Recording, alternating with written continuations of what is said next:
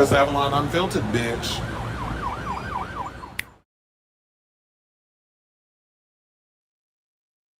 Hey, what's going on, everybody? Happy Monday, and it's your boy Chris Avalon, and welcome to a brand new episode of Chris Avalon Unfiltered, a show we basically talk about all things going on in celebrity news, pop culture, and hot topics.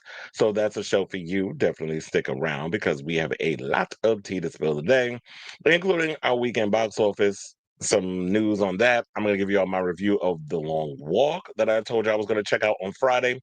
We're going to talk about the Emmys, the winners, the surprises, the things that worked, the things that didn't work, and all that good stuff. Plus, we're going to talk about Robert Pattinson said that he read the Batman 2 script. Matt Reeves wants more Batman spinoffs. He mentioned this on the red carpet of the Emmys yesterday. We may have a synopsis on what we could be expecting from the upcoming Avengers Doomsday. The director of TRON, Aries, is explaining why we won't be seeing a lot of your favorite legacy characters in the upcoming film. Stephen A. Smith is criticizing those celebrating Charlie Kirk's assassination, while my girl Amanda Seales has an opposing view regarding this whole Charlie Kirk saying that she can't have empathy or sympathy for somebody who didn't have the same energy and sympathy and empathy for others. So we'll get into that. I got a lot of clips. I even did a deep dive on this whole situation with the assassination of Charlie Kirk, and things are not adding up. So we're going to get into that. Plus, I have the latest on Little Nas X. What's he been up to post his recent, arrest and that whole situation. Lizzo is still speaking out on the state of the music industry, basically saying that the golden era of or golden age of music videos is over. I have some great news regarding Bad Bunny's residency. He did add one more date, but I do have some great news in regards of if you didn't get to go to the residency, how you'll be able to see it live. So I have that tea for you. Plus, we got to talk about Miss Demi Lovato is just announced earlier a couple of hours ago. She's got her ninth album coming out next month. So we'll get into that. Plus, Christina Aguilera, the icon herself, is joining forces with a very popular homosexual app. So we're getting into that. And then last but certainly not least, RuPaul looked like he out here making fun of the whole fracking situation where y'all was out here accusing him of fracking and all this other mess. Well, he decided to make lemons into lemonade with his recent stunt instant. So we'll get into that and a whole lot more. Excuse me. So before we get to those topics, if you could please do me a solid and hit that like button. If you're new to the channel, hit that subscribe button. And also be sure to smash that notification bell so that way you know when we go live with a brand new episode of Chris Avalon Unfiltered. Right after the show, I will be putting in timestamps. So for those of you who did not get to catch the live stream, when you watch the playback, you could just come in and, do the usual, which I always do. Go into the description, hit that timestamp, whichever topic tickles your fancy, get right to the topic, leave a comment, all that good stuff. It definitely helps with the show. And speaking of which, yes, once again, hit that like button so it helps with the algorithm and all that stuff. Okay. Oh wait, hold on, because I just realized I always forget to close the YouTube window so that way I don't be hearing myself talk back. But anyway, so I see we have a couple of comments. Let's see. All right, Sailor Mermaid's in the building. This is me earlier. And then here's Cleveland up in here, up in here. And so yeah, let me hit my banner. And without further ado, let's get into the box office. So I know people were shocked I tell you, shocked to discover that the thing to beat all the things at the box office this weekend, because we had The Conjuring last week. I was like, it'll be interesting to see how The Conjuring fares up against, The Long Walk. They had a Downton Abbey finale movie that came out this week. They put that in Dolby. I'm like, child, you could have put The Long Walk in Dolby. Quiet as it's kept. But I know there's a lot of y'all out there that like Downton Abbey. I never understood the appeal. I mean, look, I'm not going to channel my inner Maggie Smith and try to understand that whole situation with that show. And I know she was in it. May she rest in peace. But I was never really big on Downton Abbey and all the other mess. But if you like it, I love it. But y'all gonna put that in a regular damn theater. And then, of course, we had a Stephen King adaptation of his book, The Long Walk. And, so there's a bunch of stuff. But look, it looked like anime done kicked everybody's butt at the box office. And I think people are now starting to realize how huge anime is in America. Like, I told you, like, over the summer, I worked so many K-pop shows. We have a couple of more K-pop shows coming to the Garden, but they're all in the theater. it's funny how they're doing it in the theater, but we had ATs, we had Blackpink, we had so many other groups, we had Tomorrow X Together, we've had so many other, K-pop groups, and they've been selling out stadiums and doing stadium tours. So it's like K-pop is huge out here. Anime, I know, is Japanese. So a lot of the Japanese anime stuff is doing relatively well. And I know a lot of young people, particularly a lot of black people who love anime. So like I know a lot of people that love anime. But anyway, let's get into the tea. And according to Variety, they said Demon Slayer Kimetsu Yo no Yaiba Infinity Castle. That's a lot. That's a mouthful. Kimetsu no Yaiba Infinity Castle. Okay, I got it. Ruled over the weekend's box office, debuting to a mighty $70 million and setting a record for the biggest opening ever for an anime film. Its haul more than doubled the 31 million benchmark that had been set by 1999's Pokemon, the first movie, and that was Mewtwo Strikes Back. Saying Infinity Castle, the first installment in what is meant to be a series crippling trilogy for the property, is playing in both subtitled and dubbed versions. And if you're a real anime fan, you'll watch it in the subtitle version. Like me, I've always kind of been sort of a snob of foreign films where it's just like, I could do the dub version. And sometimes if I'm on Netflix, I'll be lazy. I'm like, I don't feel like going and changing up the thing. So I just leave it on the dub version. But for the most part, a lot of times if I'm watching foreign films, I like to watch it in the intended language in which they had it. So yeah, they had that in that version. They said it's also showing in many premium large format theaters, such as IMAX, which carries steeper ticket prices and add to its haul. Yeah, because you're paying $30 for a damn IMAX ticket or more. Infinity Castle has already earned more than $300 million globally, including more than $200 million in its native Japan, where it's become the country's third highest grossing release of all time.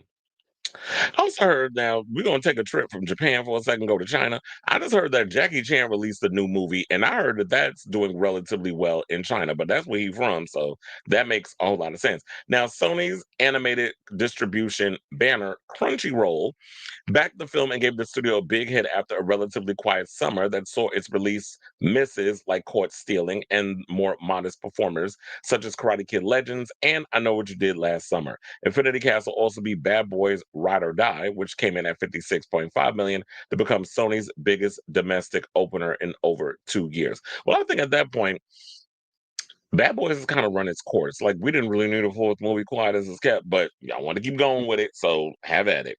Go in and let it have. Now, last weekend's champion, that would be Warner Brothers and New Line's The Conjuring Last Rites, settled for second place, dropping 69% to earn 26.1 million. That brings the film's domestic total to 131 million dollars. Now, The Conjuring Last Rites and Infinity Castle have shattered projections, lifting the September box office, which they expected to be a little sluggish, while bolstering exhibitors' hopes for a stronger than expected fall after the disappointing summer season. It's funny how they're saying like the summer was relatively disappointing, but I guess to your point, I guess it was. I mean, Superman, there was all this hype around Superman, there was all this hype around Fantastic Four, but even though they made $600 million, whatever, I still do not feel like those are numbers that are like amazing. But since it's the narrative we're gonna play in because people don't want to piss off James Gunn, we'll just go along with it. But to me, what your budget was like $200-300 million and you doing 600 million, to me, that's not a flex. Like I would expect that y'all would be getting at least teetering on 800 or 900 million. Like go more Minecraft numbers or something like that. But they didn't even hit that. So they told me it's a win, but okay, that's the narrative y'all want to push, then we'll just play along. We'll play along. Well, I'll play along. And so, um, they said Infinity Castle follows the footsteps of K-pop's Demon Hunters, which is this big phenomenon. I still don't understand the whole K-pop Demon Hunters. If you like it, I love it. I'm still like, I guess I've always been the type of person that when it comes to things that are relatively overhyped, that I will be. I'm kind of like the rebellious one where I'll push back against. Oh, what's the thing everybody's into? What's the trendy thing everybody says jump on? I'll be like the one like fuck y'all, I'm against it. I don't want to get all involved. I don't want to get caught up in the thing. And then when it dies, when the momentum dies down, then I'm like, okay, let me go see what everybody was talking about. And then it's like, okay, I like it, whatever, whatever, whatever. That's usually how I am when it comes to stuff like that. So But yeah, K-pop Demon Hunters is doing relatively well. It did great on Netflix, but Netflix, y'all a bunch of damn idiots. Y'all should have released K-pop Demon Hunters in the theaters first, but at least y'all was smart to release it in the theater after y'all realized all this hype and do like the version where it's a sing along. So I like the fact that y'all was smart enough to do that, but I do feel like y'all just throwing away damn money. But this is the way they want to do business, so whatever. You the one that's burning them dollar bills, not me. But anyway, so then they also said, yeah, it was the streamer's most popular film ever and topped the box office when a sing-along version was released. Now, put Demon in your title and you're good to go. This is what Paul DeGarbedian, an analyst for ComScore, had to say. Animated films just lend themselves visually to the big screen experience and is a genre that is truly global. Now, then we have Downton Abbey, which is supposed to, be the finale of the franchise, and they released it in the movies. It brought in 18.1 million. So there's a fan. Clearly, there's a fan base for it, obviously, because I remember Downton Abbey when it first came out. Everybody was just talking about this damn show. I'm like, okay, whatever. But those are all for the white, female. If you white and a woman and older, that is pretty much the demographic. I'm sure there's probably other demographics, but Downton Abbey skewers like Joy Behar's demographic. She 83. But and now let's get into The Long Walk, which actually came in fourth place with 11.5 million, and Bleecker Street's Final Tap 2, The End Continues, which is a sequel to the cult comedy that earned 1.7 million while taking 10th place. Who, no shade, but who asked for a sequel to Spinal Tap? But there's a specific audience for that, so whatever. Now, they said The Long Walk's opening is muted. However, the film, which was directed by Francis Lawrence, who directed The Hunger Games, and I detest the fact that y'all said that The Long Walk is a ripoff of The Hunger Games when that book was written eons before The Hunger Games. So y'all tried it. That goes to show Google is your friend and you should use it. And stars up-and-comers like Cooper Hoffman and David Johnson only cost 20 million to produce, minimizing the studio's financial risk. Lionsgate has had a rough stretch at the box office, fielding misses like Americana, Hurry Up Tomorrow, and Ballerina. And Americana was that Sydney Sweeney movie that nobody asked for and nobody cared to go rush to the movies to see. Your titties wasn't enough to say that movie. I don't know if she showed her breasts up in that damn film, but her having them big old kazankas and the drama surrounding them denim jeans and all that other mess wasn't enough to get people to go see your stupid movie. Hurry Up Tomorrow, if I'm not mistaken, it was that horrible movie with The Weeknd, because people keep thinking that he can act. I don't know why y'all keep thinking that he can act. He can't stick to the rivers and the lakes, which would be the music. And Ballerina. Ballerina was a good movie. It definitely was. It definitely stepped itself up with the action. Ana de Armas, I thought, did a phenomenal job in the film. I did notice that Ballerina is doing fairly better on digital and stream like digital platforms. So if you like rent it or buy it, whatever the case is, it did do better that way. But I feel like if they really, what they really should have done, Ballerina is not a movie that I feel like would have done relatively well in the summer. It should have came out earlier in the year, maybe like February or March, or it should have came out around like September and that sort of thing. And then maybe it would have helped with the financial, like make more money. And then they also re-released Toy Story, and that made 3.5 million in 2,300 theaters. To be specific, 2,375. The 30th, child, now I feel old. Now y'all sitting up here saying that Toy Story is 30 years old. Jesus. And this week, Madonna's music turns 25. Like, I can't. These numbers. So yeah, it was like that was Pixar's first film, so it made it in the top five. Now, and then they have a bunch of other movies that we don't care about, so I'm not gonna bore y'all with the details. But nevertheless, I'm excited to hear this news in regarding to K-pop Demon. I mean, like K-pop Demon Hunt is doing well, Demon Slayer doing well.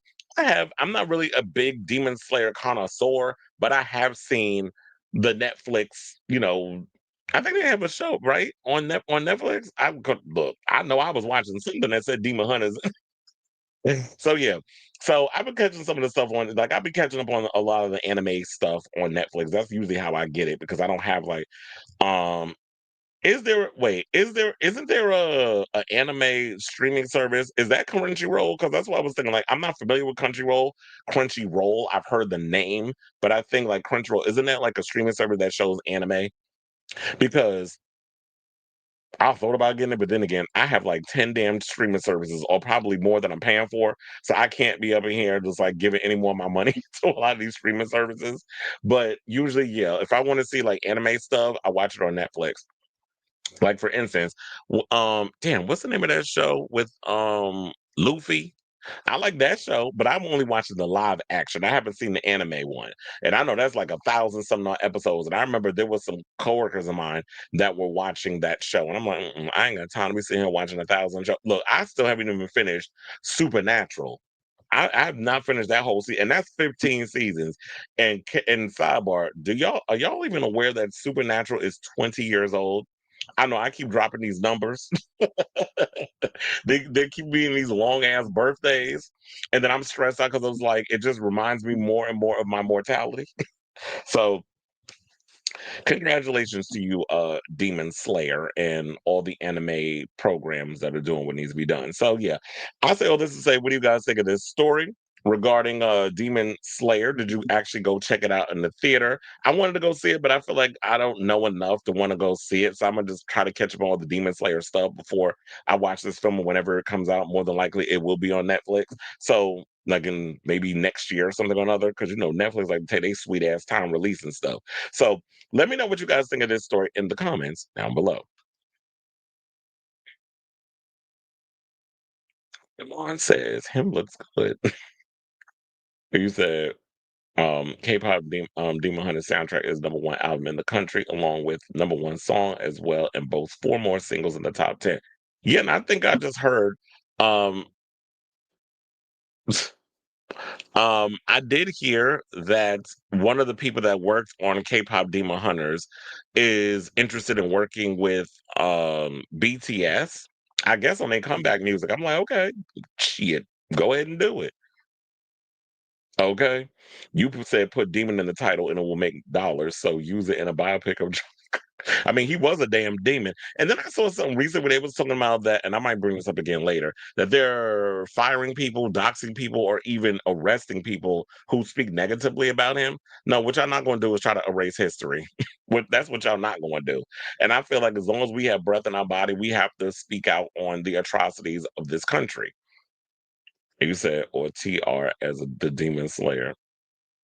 Well, according to the conflicting reports and stuff, the person that they arrested, they're saying he said he ain't do it, and I don't even think he did it. But when we get in that deep dive of some of the stuff that I pulled up, we'll get into it. All right, y'all. So let's get back into the show, and let's talk about the long walk. So I told y'all, over the weekend, Friday, I actually went to go see the long walk. And I have to say, after seeing it, y'all probably saw like with my overall review, like I did like a little quick review thing on my social media, like Facebook or whatever. And it was definitely one of the most depressing, not depressing. I don't know if depressing is the right word, but was was left feeling sad and feeling bleak and full of emotion. And I know, like, watching the film, I cannot tell you how many times I shed a tear watching the movie. Like, I don't know what's happening. Like, ever since I turned 40, I've been so goddamn emotional. Just crying over like little thing commercials, little things. Like I just be in my feelings about stuff. But yeah, even after I was done watching this movie, I had to like gather myself and have a moment. Like I went in the bathroom, I had to freshen myself up. I was walking down the street trying to put on music. It was still sitting with me even after I was done watching the film. Like this movie really just sits with you. And there were so many great things I loved about it. And so let's get into her. So, I did have to take some notes because when so basically I don't know if a lot of you are familiar with what the movie is about, but it is based on a Stephen King book. It was directed by Francis Lawrence, who I told y'all he directed Constantine. He started as a music video director before he got into like making movies. He did Constantine, which I love. I think he also directed oh my god, what's the name of the damn movie with Will Smith? I Am Legend. He directed that.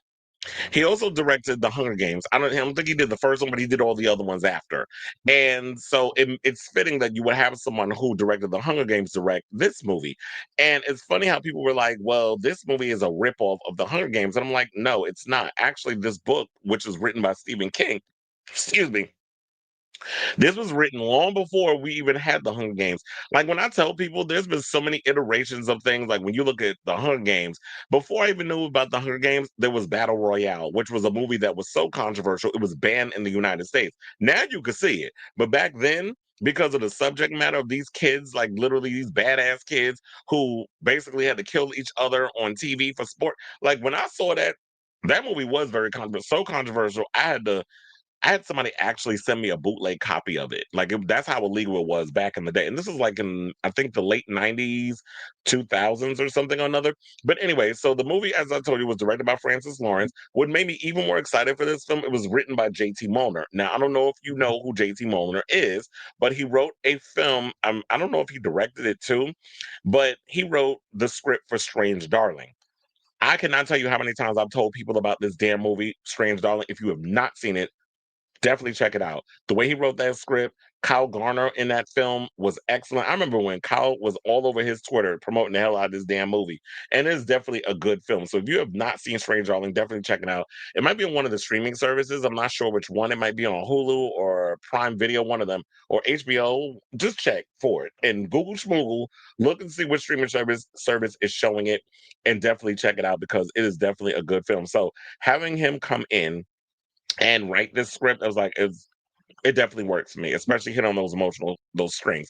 But anyway, to get into the plot point, the movie is basically it's a simple plot. It's basically it focuses on a group of young men who live in a dystopian version of America who basically volunteer for an annual walking contest that basically means certain death for all but one of them. So basically, what the rules are, each contestant basically has to keep his pace about 3 miles per hour. If a player drops below the speed for 30 seconds of any reason, he gets a warning. If they get three warnings and fail to resume pace after 30 seconds, they're eliminated with a bullet to the head. That's if they're lucky, because not every sequence of how they died was basically getting shot. But there was other crazy, and I'm not going to spoil any of the stuff if you haven't seen it yet, because I don't want to give away a lot of the focal points on, or even who survives at the end.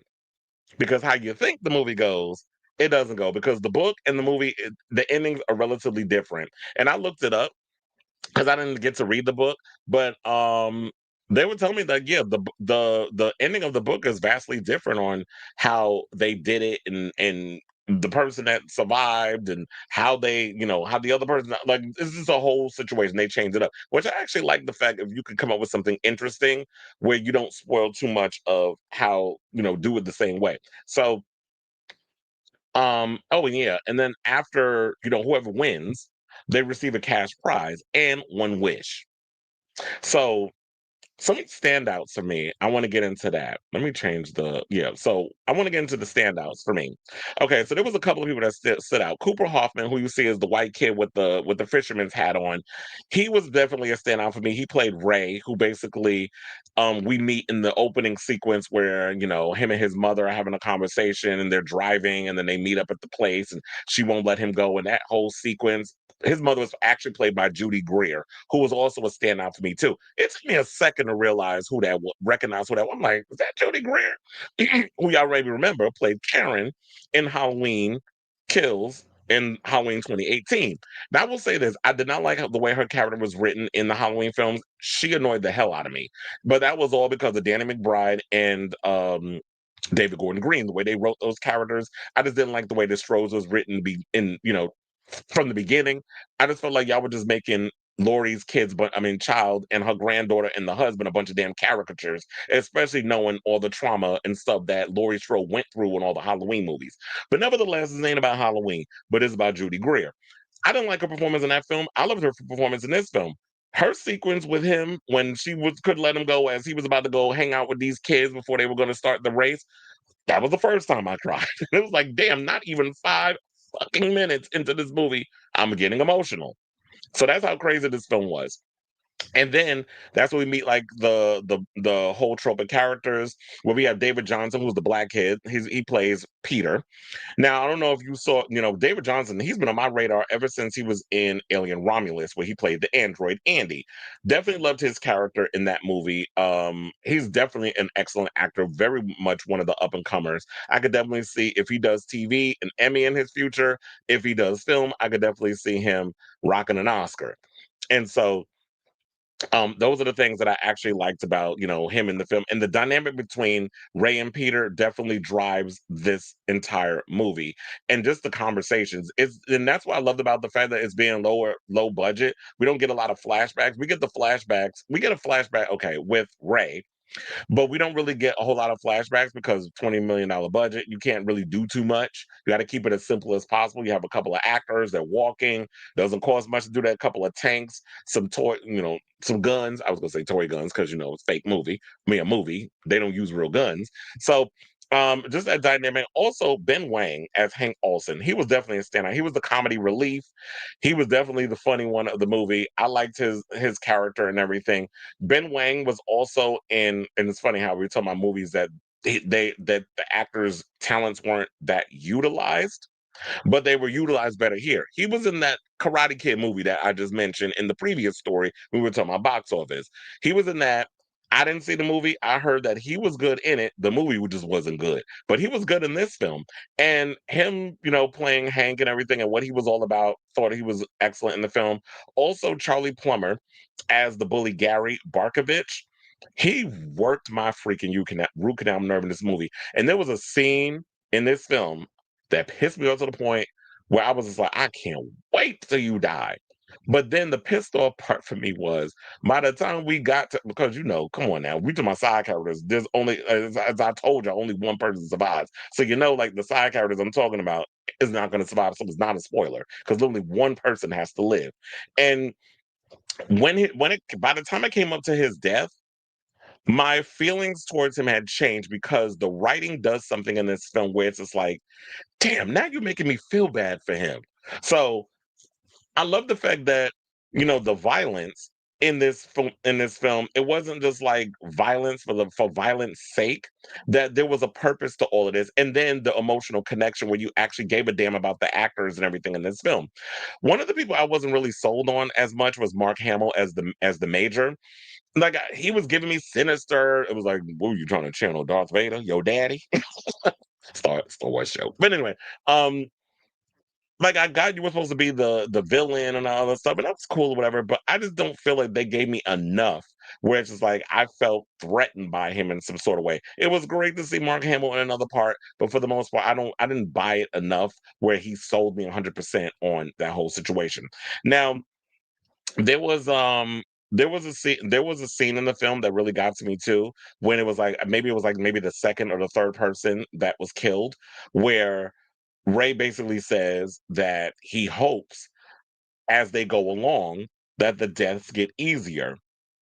And then Peter basically responds by saying, that's what I'm afraid of. That we're going to become so desensitized to the killings and everything that we're just going to become so numb by what we're witnessing and all this other stuff. So, and that kind of made me think because it kind of plays into today, like how we've been living today, especially with all the stuff going on in the world and this dystopian feeling and the fascism and everything that's going on with this current administration. That this dark cloud that's hovering over a lot of us, and some of us trying to hold on to that feeling, what little feeling that we have left of humanity, and trying to stay connected to that. Because I feel like a lot of these people in powerful positions that have all this money, all this power, all this stuff, I feel like they're so desensitized, they're so numb, they hate themselves so much because it's like when you have everything, when you have all the money in the world, all the power, all this, all that, it's like what else is there to feel?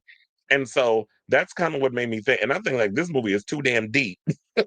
And as me being a deep thinker, I was like, yeah, this movie's a little too deep. And it's just taking me down this road, pun intended, because with them walking, it is taking me down this road that is just like, damn, I don't know these feelings that they're making me go through. I don't know if I want to keep going, but I gotta keep going. I signed up for it, so I gotta keep going. And one of the things also I will have to say is I love the brotherhood dynamic and the bond between the male actors throughout the film. Just that overall connect, and I think that's always the thing that I've loved having. Like, even it took me back to a time when I was in camp, when I was in the Boy Scouts, Cub Scouts actually, and there was like this group of like seven guys. Like, it was me, my younger brother, and like a bunch of other kids that we met, and we immediately just clicked, and we had like this crazy emotional bond that we just held on to from the time we started to the time it ended. Even with all the crazy stuff that was going on, it was just like we were just thick as thieves in the situation. So I think that why I connected so much with this movie, because it took me back to a time where it was like, where's that feeling of that sense of brotherhood and just love for your fellow man and that sort of thing. So that's what made me really connect with this film more than anything. And I also loved how they showed a couple of things that you may not be comfortable wanting to see. You can't stop. Remember, when I told you, you have to keep a pace of 3 miles per hour. You can't stop to go to the bathroom. How do you shit? How do you piss? They show all of that.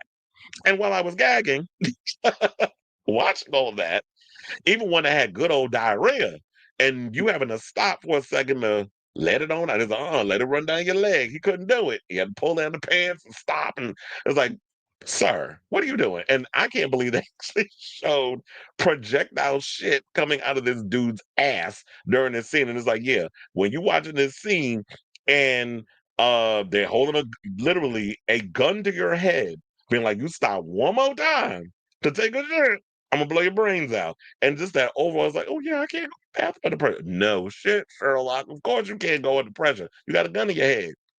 What's the procedure when you got a gun in your head?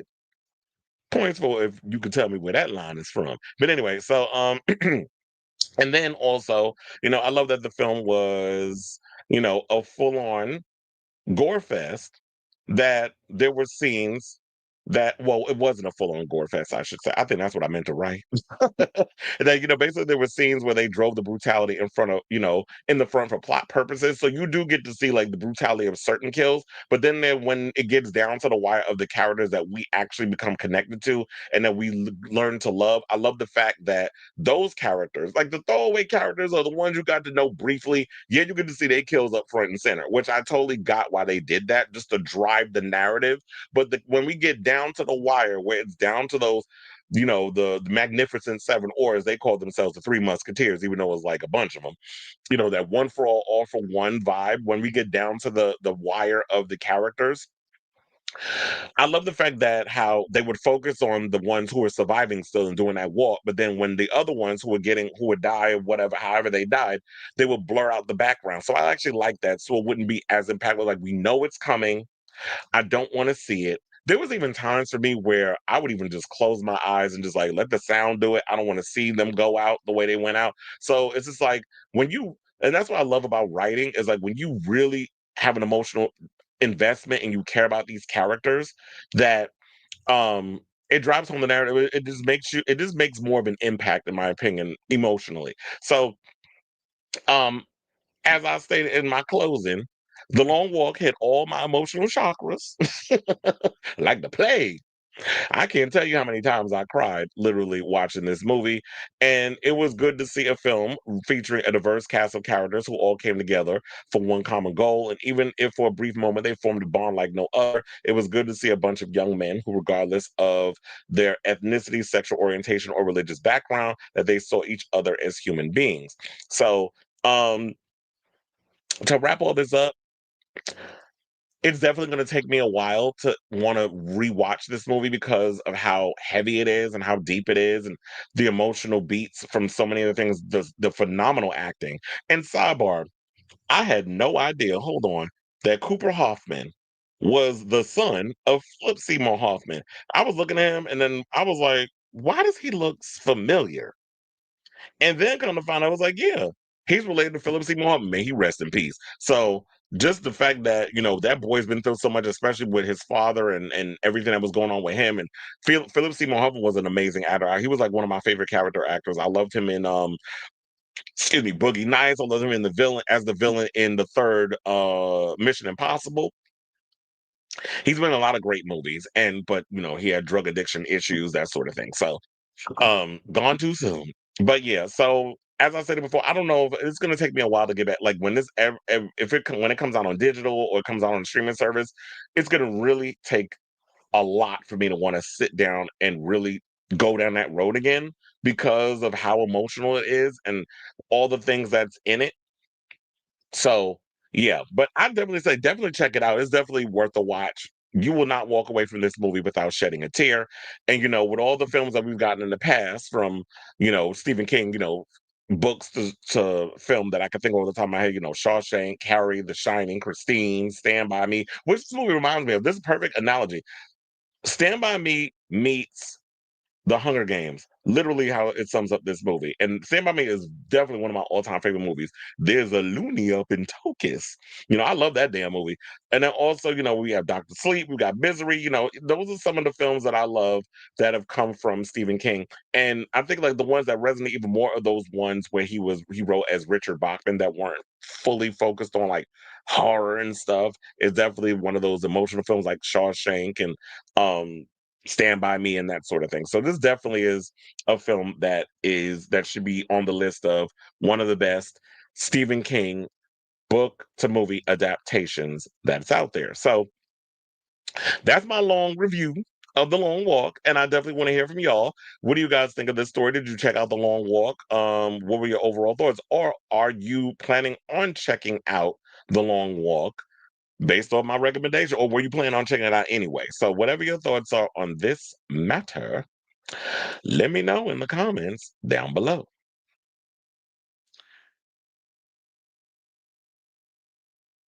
You said 40 equals hormone. It could be dystopian version of America more.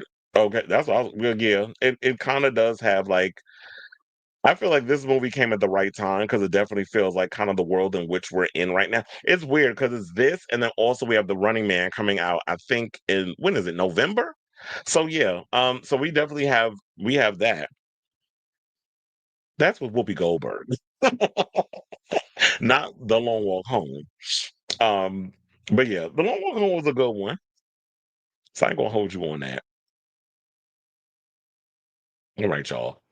So hold on. Oh, you said you're going tomorrow. Yeah, I didn't want to give y'all too much spoilers, but yeah, it's definitely a movie that should be checked out because I don't want to tell y'all who actually makes it to the end and how it all transpires and that sort of thing.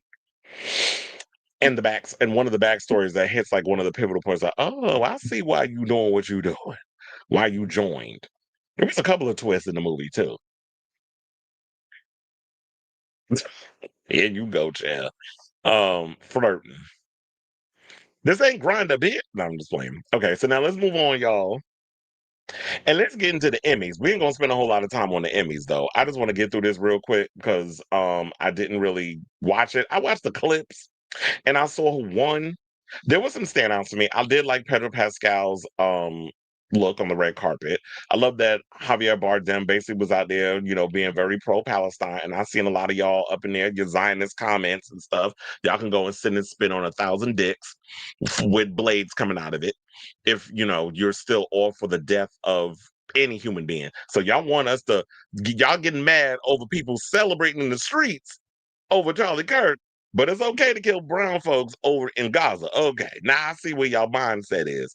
Fuck you. But anyway, um, nevertheless, I want to give a shout out to Javier Bardem for saying free Palestine. Then we had the chick from Hacks who basically said, fuck ICE and free Palestine.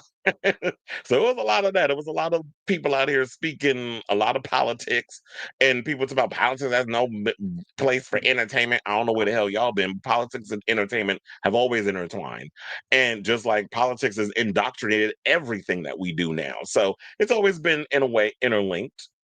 So yeah, let's get into some of the stuff. So according to the Hollywood Reporter, the 2025 Emmy Awards were handed out yesterday with Adolescence, The Studio, The Pit, and The Late Show with Stephen Colbert among the night's big winners.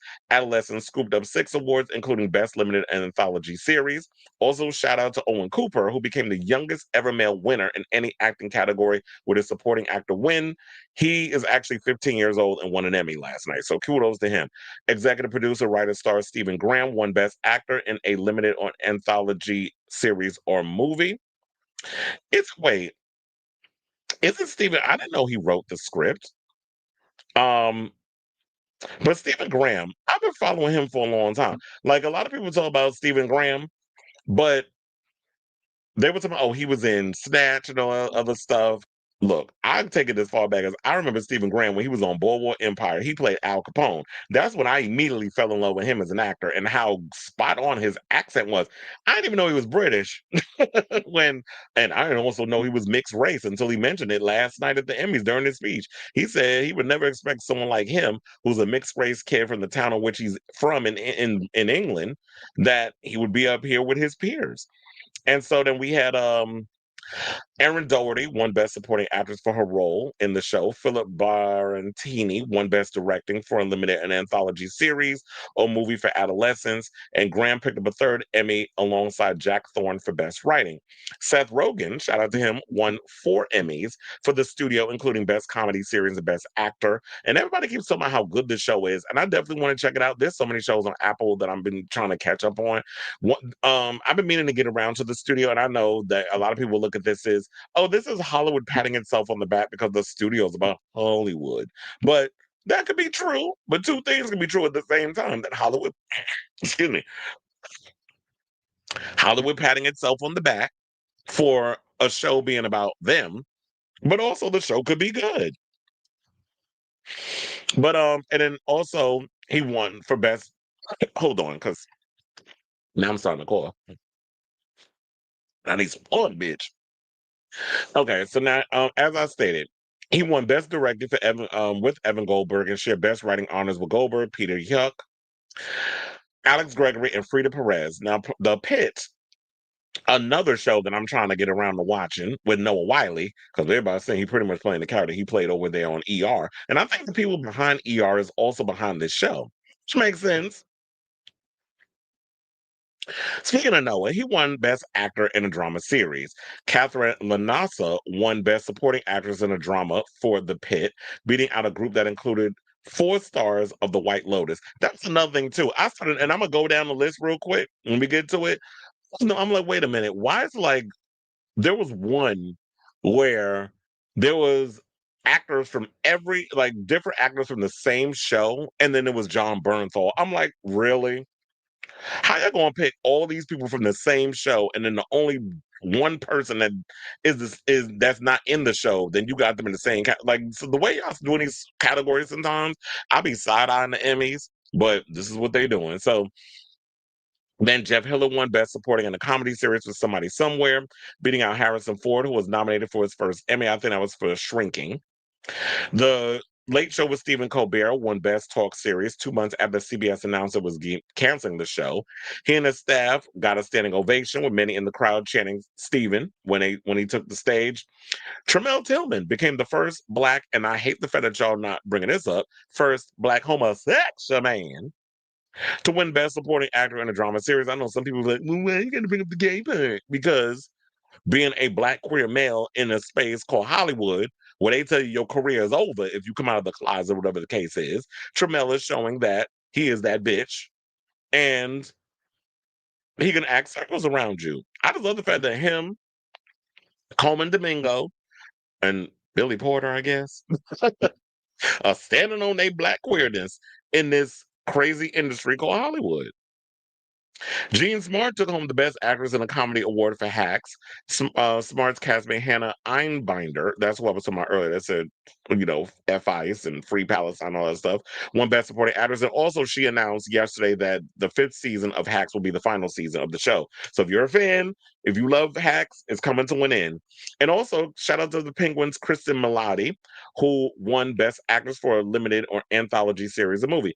She played one of the Falcones. She was definitely that girl in the show. I loved her part in The Penguin. And so seeing her win her Emmy last night was well deserved. The Traitors, which I knew was going to happen because I sent that as a text. When they were sending, a friend of mine sent me a picture of Carson Kressley, T.S. Madison, and Michelle Visage on the red carpet for the Emmys. Talking about they was there early. I said they gonna lose to the Traitors. And they laughed. And I told her, I'm a soothsayer, bitch, because they lost to the Traitors a second year in a row. But I guess this is probably because, you know, people like they probably feel like, okay, RuPaul's Drag Race, y'all won enough awards. How many times y'all gonna win? So yeah, they won Best Reality Competition Program, while last week tonight with John Oliver, I like that show, won the Emmy for Best Writing for a Variety Series. Thank God it was Bill Maher, because that man been cooked over a decade. And then they beat out SNL in both categories. Well, SNL is tired, but they said, however, SNL 50, the anniversary special, prevailed in the best variety special. Well, yeah, because it was something different and you had all those people. So, yeah, out of that, it's like, well, because a thousand celebrities was there and they did this special honoring the legacy of SNL, of course we're going to give them the award. I was like, come on. You think I can't see through the BS? So the show has actually won over 112 Emmys, and Lorne Michaels won 22 of his own.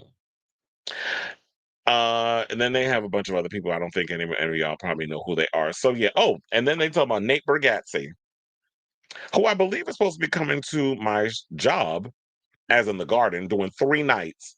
He's actually doing 2 shows on Sunday, I believe, and one on Saturday. I'm a little worried about him because if he just did this stand-up special, like I mean, but then again, network television versus your own personal stand-up is two different things. But he did his little, opening monologue with the jokes, whatever. A lot of people saying that he wasn't that funny. They didn't think that he was doing all that great as the host. So how does this fare for his upcoming 3 shows at the Garden? I'll let y'all know because I'm doing them. So when I see the show, I'm gonna definitely let y'all know how those shows were. But yeah, they was like he wasn't all that last night. So now Stephen Colbert, Jeff Probst, Sydney Sweeney were among the famous faces appearing on the live broadcast as presenters. Also tapped to present were 2 on-screen mother-daughter duos. So we had a reuniting of Lauren Graham and Alexis Bledel from the Gilmore Girls, which I was obsessed with that show when I was younger. Jenna Ortega and Catherine Zeta-Jones also joined forces on stage together. And then they had a Law and Order cast reunion where they pretty much just roasted Mariska Hargitay, and they paid tribute to Malcolm Jamal Warner. And well, Felissa Rashad did. She did the in memoriam segment, but then I heard that they omitted Polly Holiday and Hulk Hogan. And I like Polly Holiday. Look, I remember us Mrs. Deagle from Gremlins. That was like my generation when I was a little kid and I saw that movie. I know a lot of people talk about she played Flo on Alice.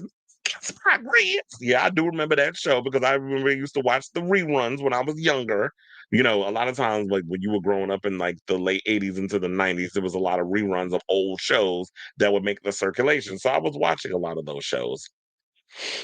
Now, oh yeah, and then they also said Ted Danson and Mary Steenburgen accepted the Bob Hope Humanitarian Award. The show raised $350,000 for the Boys and Girls Club, and so yeah, so that's what it was. Where you had a lot of the things, a lot of people won, and adolescents, and the studio, and all other stuff. Now to go through this real quick. Let's talk about the best and the worst moment. So, according to Entertainment Weekly, they said the best moment was Noah Wiley makes a fashion statement where I think a lot of people knew that his suit was made out of scrubs, hospital scrubs, which I gagged when I heard that. That he said, can you when he basically talked to the designer, he said he got the idea on a different red carpet at the Gotham Awards in New York. He said someone asked if it was comfortable as the scrubs I wear at work. And so I looked into the camera and I made a challenge to Figs. He said, hey, Figs, can you make me a tuxedo that's as comfortable as the scrubs I wear? They went and did it. There's their logo right there. They put all the special touches all over it. Practical, meaningful, and comfortable. And okay, so I'm like, I'm here for it. And then, Tremel Tillman making history, that was another great moment. And how he basically paid, homage to his mother and basically said that, that's how she stood by him through everything. And saying that his first acting coach was tough, but all great mothers are. And then, another best moment, making bank for the Boys and Girls Club of America. So I already told you how much money they made. The worst moment they said was the Golden Girls tribute, where they had Reba McEntire, Little Big Town's Karen Fairchild, and Kimberly Schlapman twanging their way through a wobbly version of the iconic theme song of Thank You for Being a Friend. It was like, y'all not going to fuck up my damn favorite song. So yeah, there was that.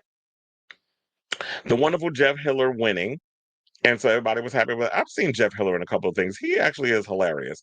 The Gilmore Girls reunion was another great moment. The worst moment they said was Elizabeth Banks presenting in her lead up to reading the nominees of Outstanding Director or Limited or Anthology Series or Movie. So they were saying that was bad. Stephen Colbert feeling the love from the audience was another great moment. And so, yeah, that was it. So it wasn't that many bad moments. They were just talking about the Golden Girls tribute was a mess. The Elizabeth Banks presentation was horrible. And yeah, and on some people saying, like I said, the Nate Bargatze stuff was a mess. So yeah, I say all this to say, did you guys check out the Emmys? What did you think of the show? What do you think of the fashions? What did you think of the overall show as a whole? I didn't get to see it because I was working yesterday. So, and then on top of that, I kind of got sucked into this Foundation marathon because when I found out that it is being renewed for a fourth season over on Amazon, I mean on Apple TV, I was like, oh, I gotta catch, I gotta start binging because I think the season just finished. I think they only do like 10 episodes a season. So I had to go and do a binge of some of the episodes.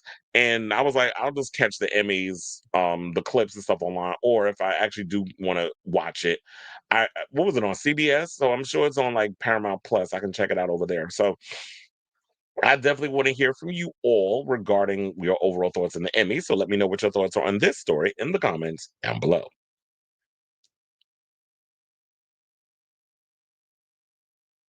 Um, Silence is complicitness. F Ice Free Palestine. Love her. I don't know who she is, but I'm checking her out her stuff now. Oh yeah, well yeah, she's on Hacks. That's pretty much I that's as far as I know that I know her from. Oh, you caught the shade. I was like, I guess. Well, no, I don't. They lost the outstanding like for the show and the host. So the traders won both, which they did last year too. I guess they feel like, you know what, Drag Race is once a minute. Look, we need some competition around here with some queer people. Oh, and speaking of which, Alan Cumming did say that he want Trump to compete on the traders. I mean, he got all the qualifications that's needed. Oh yeah, Colin Farrell did lose, so I was kind of upset about that because I ain't hear. I was like, everybody's winning for the show except Colin Farrell. Same thing with The Last of Us. I had a feeling that Pedro wasn't going to win. Colin Farrell has that new movie with Margot Robbie coming out. I have a feeling they'll both be nominated. I did see the trailer. It looks good. I definitely want to see it. Actually, funny enough, when I walked into the theater to see The Long Walk, that was the trailer that was playing. Which in a way I'm kind of glad because there was so like even when I sat down and it was like 11:15 was when my movie's supposed to start. 11 maybe like 11:28, 11:30 is when I got in the theater. Trailers was still, I'm like, come on, y'all need to start cutting out these damn trailers. Us having to sit through 15, 20 damn trailers before y'all get to a movie, it's annoying. I mean, I don't mind it if I'm running a little late, which I kind of was, but not really because I was getting concessions before I went to see the movie and they was taking a little too long with my chicken tenders. So so um but then again, by the time I got in the theater, I wasn't all that upset because I'm like, damn, the trailer's still going, so I ain't missed the movie. Jenna's Not a Death Becomes Her with her beaded top. Yeah, the titties was out, apparently. Look, Tamar. So that's what you need to be talking about, who titties is out, not Craig Stewart's. And even if his titties is out, what is it of your business? He got bigger chest than your knees. But anyway, let's move on with the rest of the show. And let's talk about the Batman. So we got a little update on the Batman, courtesy of Robert Pattinson, where it's been 4 years since we've gotten the movie. I'm a little annoyed that we got to wait till 2026 for them to start shooting and 2027 of October when we get to see the damn movie. But nevertheless, it's coming. And Robert Pattinson read the script, and they are so top secret with this damn movie that they said that he had to read it from one of those little lock situations. Like they had a lock on it with a code. So after nearly 4 years since the Batman became a blockbuster in 2022, the script for the Batman Part 2 is done, and shooting is set to begin early next year. saying, quote, "We started shooting the film in spring, probably around the end of April or beginning of May. This is what Matt Reeves told Variety's Mark Malkin on the Emmys red carpet. It's been a long journey, but I am so incredibly excited. I'm really proud of the script me and Mattson, as I say, Tomlin, did, and we've started to share it with Robert Pattinson." Reeves revealed his excitement for coming back to the gritty world of Gotham and the lengths the Batman team had to go to keep the script under wraps. He said, "We put the script into a secret pouch that literally has a lock on it with a code. Pattinson was in New York at the time, and everything is high security." Now, after he finished reading the script, Pattinson got to keep the script in a locked pouch, saying that we really trust Rob because he's the best. And you want to know something? I do kind of agree. Like, you're not going to get Robert Pattinson to spill any kind of tea. Number one, he is not Tom Holland. He knows how to keep a secret. Tom Holland apparently has a loose mouth. He lets things slip, and we've seen him do this in the past when it came to him being in certain films, and he's let things slip in interviews and that sort of thing. So you got to find ways to keep that boy mouth closed. Robert Pattinson, it literally looked like he is Fort Knox in human form. So I don't even think that you're going to be able to get anything out of him. And so I'm definitely excited to see the Batman when it comes out. And in regards of the Penguin, Reeves revealed that the team is actively thinking about a potential second season. He said, "We're in discussions. Showrunner Lauren LaFranc is thinking hard and we're talking, so we'll see. We love the show and we think our cast is so incredible. The work that Lauren and the writers did was incredible. Our passion was in it, but never in our wildest dreams will we imagine it would have been received in the way that it was." And to me, it's like, if there is a story there, then by all means, uh go for it. Come up with something. Put something out there. Don't do it for the sake of putting something out there. Kind of like how I feel about The Last of Us. I love the first season. The second season, I understand, is based on the game. However, the execution of season two has been more miss for me than hit. It kind of is making me feel similar to the season of The Walking Dead when Negan came on the scene and started taking out half the damn cast, and how pornographic the violence felt in a way. And it's just, I feel like the Last of Us kind of teetered in that direction, whereas The Walking Dead had a good 7 seasons to get to that point where they jumped the shark, even though they were going off the source material. Y'all only had 2 seasons, and now y'all trying to stretch the show out even more than there needs to be because there's not much source material to go off of, and the fans are kind of like mixed about it. It's the same way I feel about the Penguin. If there isn't a story there for you to explore, then don't waste your time and money trying to force something that isn't there if it's not. So, and then not only that, then we have this situation where we have the next topic that we can get into since we talking about the Penguin. Matt Reeves says that he wants more Batman spinoffs for HBO Max. So while he's talking about that, like I said, if there's anything there to explore, then by all means do it. But now he's talking about trying to expand beyond the Penguin. So now, shout out to Comic Book Movie for this story. So now, DC fans have long thought that the Batman epic crime saga would quietly wind down and maybe even conclude after the sequel with the looming introduction of the DCU's Batman and the Brave and the Bold, or potentially sooner. But it doesn't sound as if that's the case at all. Now, speaking on the red carpet for last night's Emmy festivities, director Matt Reeves revealed that he's actively exploring more Max spinoffs. He said, "We have talked about it, and I'm really hoping to do that, but it all comes down to finding the right idea that works for the network.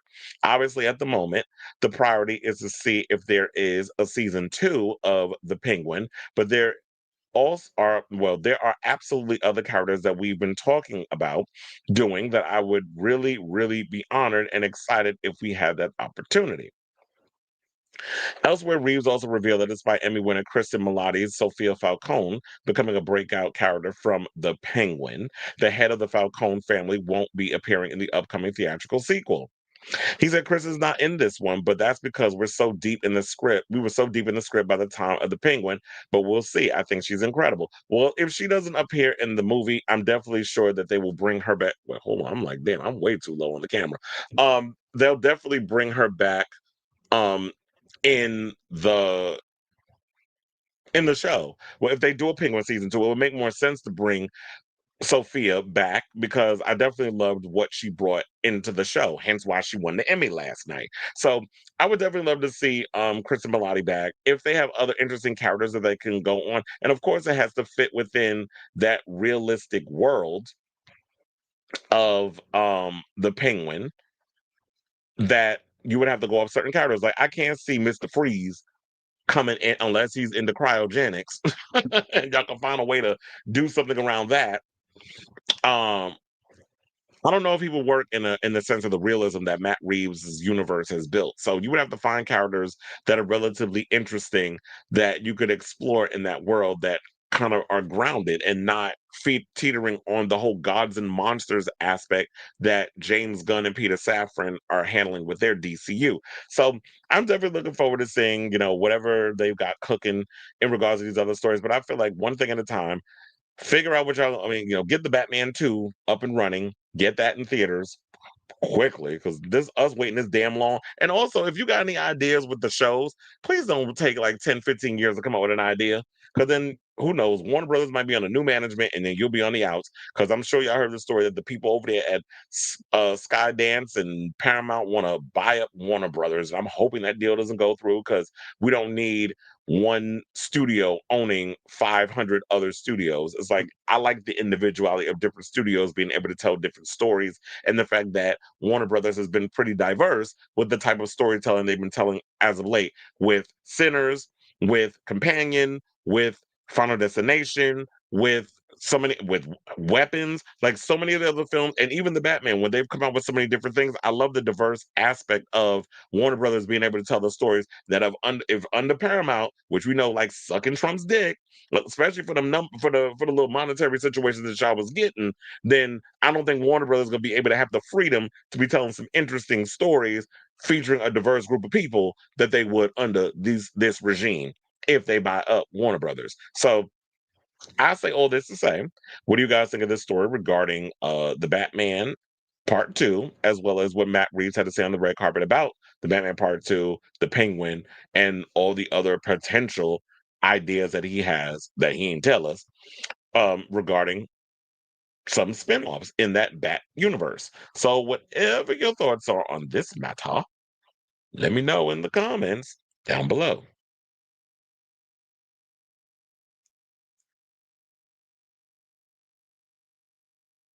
Not the chicken head. Locked pouch edition. Okay. Tom Holland got a loose mouth. Okay. Yeah, that's the only time you should have a loose mouth when you putting something in it, but not the other stuff. The penguin, it was detuned given a real life. Are you talking about like the overall realism aspect? A Joker television take could have been, yeah, versus that mess we got from Foley doo doo. Maybe interesting if they could bring the Joker in, but I'm at a point where I'm all Jokered out. There's been so many different versions of the Joker. They always go to the Joker is the go-to person every time they want to do something in the Batman universe. I feel like, can we give Joker a break? I mean, if you want to slither him in some way, then I guess okay. But I just feel like that he's been overused, and that's kind of like what's annoyed me a little bit about it. Okay, so now we got some more superhero news. Let's take a trip from the DCU to the MCU. Let's get into this Avengers Doomsday tea. So, apparently, an official synopsis reveals Doctor Doom's evil plan for the MCU. Let me tell you something. I kid you not. I had a crazy dream last night that I was in Avengers Doomsday. Like I met Doctor Doom. There was a whole situation going on in that universe, and how he did this thing with his hand and was had this one under his power on this side and this one under power. I don't know. It was a weird, crazy dream. Why the hell was I dreaming about Doctor Doom? I have no idea. But then today, this story comes out about Doctor Doom and the Boomsday, Avengers Doomsday. So even though the movie is coming out in 2026, the marketing apparently for Avengers Doomsday is already begun as Marvel Studios revealed the first official synopsis for the upcoming crossover film. Details on the highly anticipated Avengers sequel have been exceedingly scarce, with almost no plot details released to the public. So it's funny how the Batman Part 2, we ain't got no kind of plot synopsis on what's going on with that, but we got something in regards of um the MCU. And it's weird because the other day they pretty much just gave us an overall look at Doctor Doom, the overall look of on what he would look like. And I have the picture of that as well, so I'm gonna bring that up in a minute. But let's get into the story. So, Marvel Studios released the official synopsis for Avengers: Doomsday. Shout out to the direct for this story, which teased the highly anticipated arrival of the menacing Doctor Doom. The upcoming crossover event will assemble major groups of heroes across different realities, such as the Avengers, New Avengers, Fantastic Four, and the X-Men, to try to save the multiverse from Robert Downey Jr.'s Victor Von Doom. While not much is known about the grand plan, Doom is expected to do whatever it takes to achieve his nefarious goals. Well, I think we knew at some point with all the cast members that were mentioned, from Shang-Chi and then all them damn, the chairography situation that they had where they ran down a list of damn chairs for like 3 hours. We all knew that this was kind of going to be like all these people are going to come together and fight Doctor Doom. Now, marketing for Avengers Doomsday is yet to begin, but the Disney 2026 Merch Expo in China provided notable tidbits about Doctor Doom, such as the potential first look at Doom's armor and possible showdown with the Mad Titan, Thanos. So Thanos is coming back? Now, more story details have shed light on Doom's part in the grand scheme of things in the multiverse. An official newsletter of the Disney 2026 Merch Expo in China included the first synopsis of Avengers Doomsday. The synopsis, translated from Chinese, teased Doctor Doom's arrival in the MCU, describing Robert Downey Jr.'s Marvel villain as a master of cutting edge science and powerful magic, saying Doctor Doom has officially arrived in the MCU. This villain, a master of cutting edge science and powerful magic, will unleash a cascading crisis across the entire multiverse. The second half of the synopsis teased more of Doom's plan. He is said to unleash a cascading crisis across the entire multiverse. This could hint that Doom will stop at nothing to fulfill his goal, which spells trouble for all the heroes involved. Now, what exactly is his goal? Because one of the things I was hearing that may be what's going on with this whole situation was the fact that they said that, because I'm sure y'all probably know by now, and I've seen pictures of him, he's in shape again. Chris Evans apparently is going to be in this film, possibly coming back as Captain America, maybe from a different multiverse. But remember, the rumor is, or maybe, well, I don't know why I'm saying remember, but maybe remember because of what happened in the previous events of Endgame, where Chris Evans basically handed over the baton to um, Sam and basically went off and decided to have a life with Peggy. And they're trying to say that the consequences of him giving up the mantle as Captain America and wanting to go live happily ever after plays into Doctor Doom and this whole drama that is about to unfold with everything that's going to happen in Avengers Doomsday. That is the rumor that's going around. So that's what I'm telling y'all. So now they said, directed by the Russo brothers, Avengers Doomsday is expected to portray Doctor Doom as a hero of his own story, which I'm like, I don't know if I like that, because it's like, no, I don't want anti-hero. I don't want to make him a hard ass villain.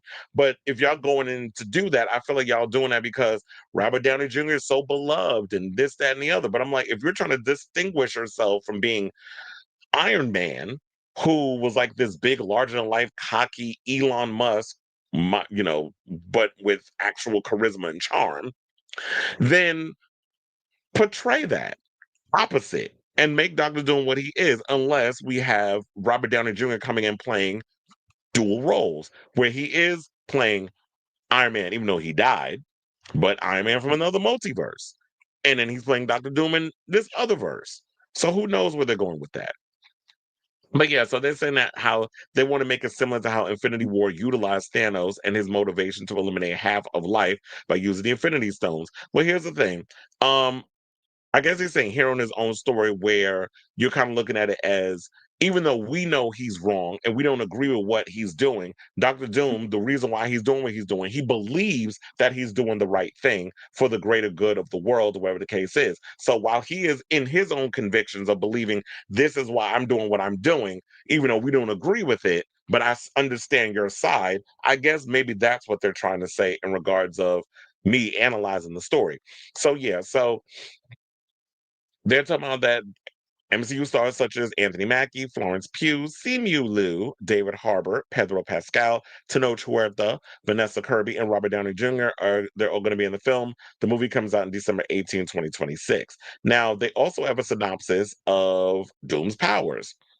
They say in the line about Dr. Doom being a master of science and sorcery proves he is not a villain to be messed with. While the earlier live action Fantastic Four movies portrayed Dr. Doom as a formidable foe to Marvel's first family, Avengers Doomsday will dial up the villain's power levels to make him a much dangerous threat, and combining science and magic will do just that. Hence why you would have to bring in Doctor Strange, correct? Now, in Marvel Comics, Doom always finds a way to succeed and take over, even utilizing ways to harness otherworldly power. At one point, Doom even became God Emperor Doom after successfully siphoning the power of all the Beyonders during 2015's Secret Wars, which we know that's coming after Doomsday.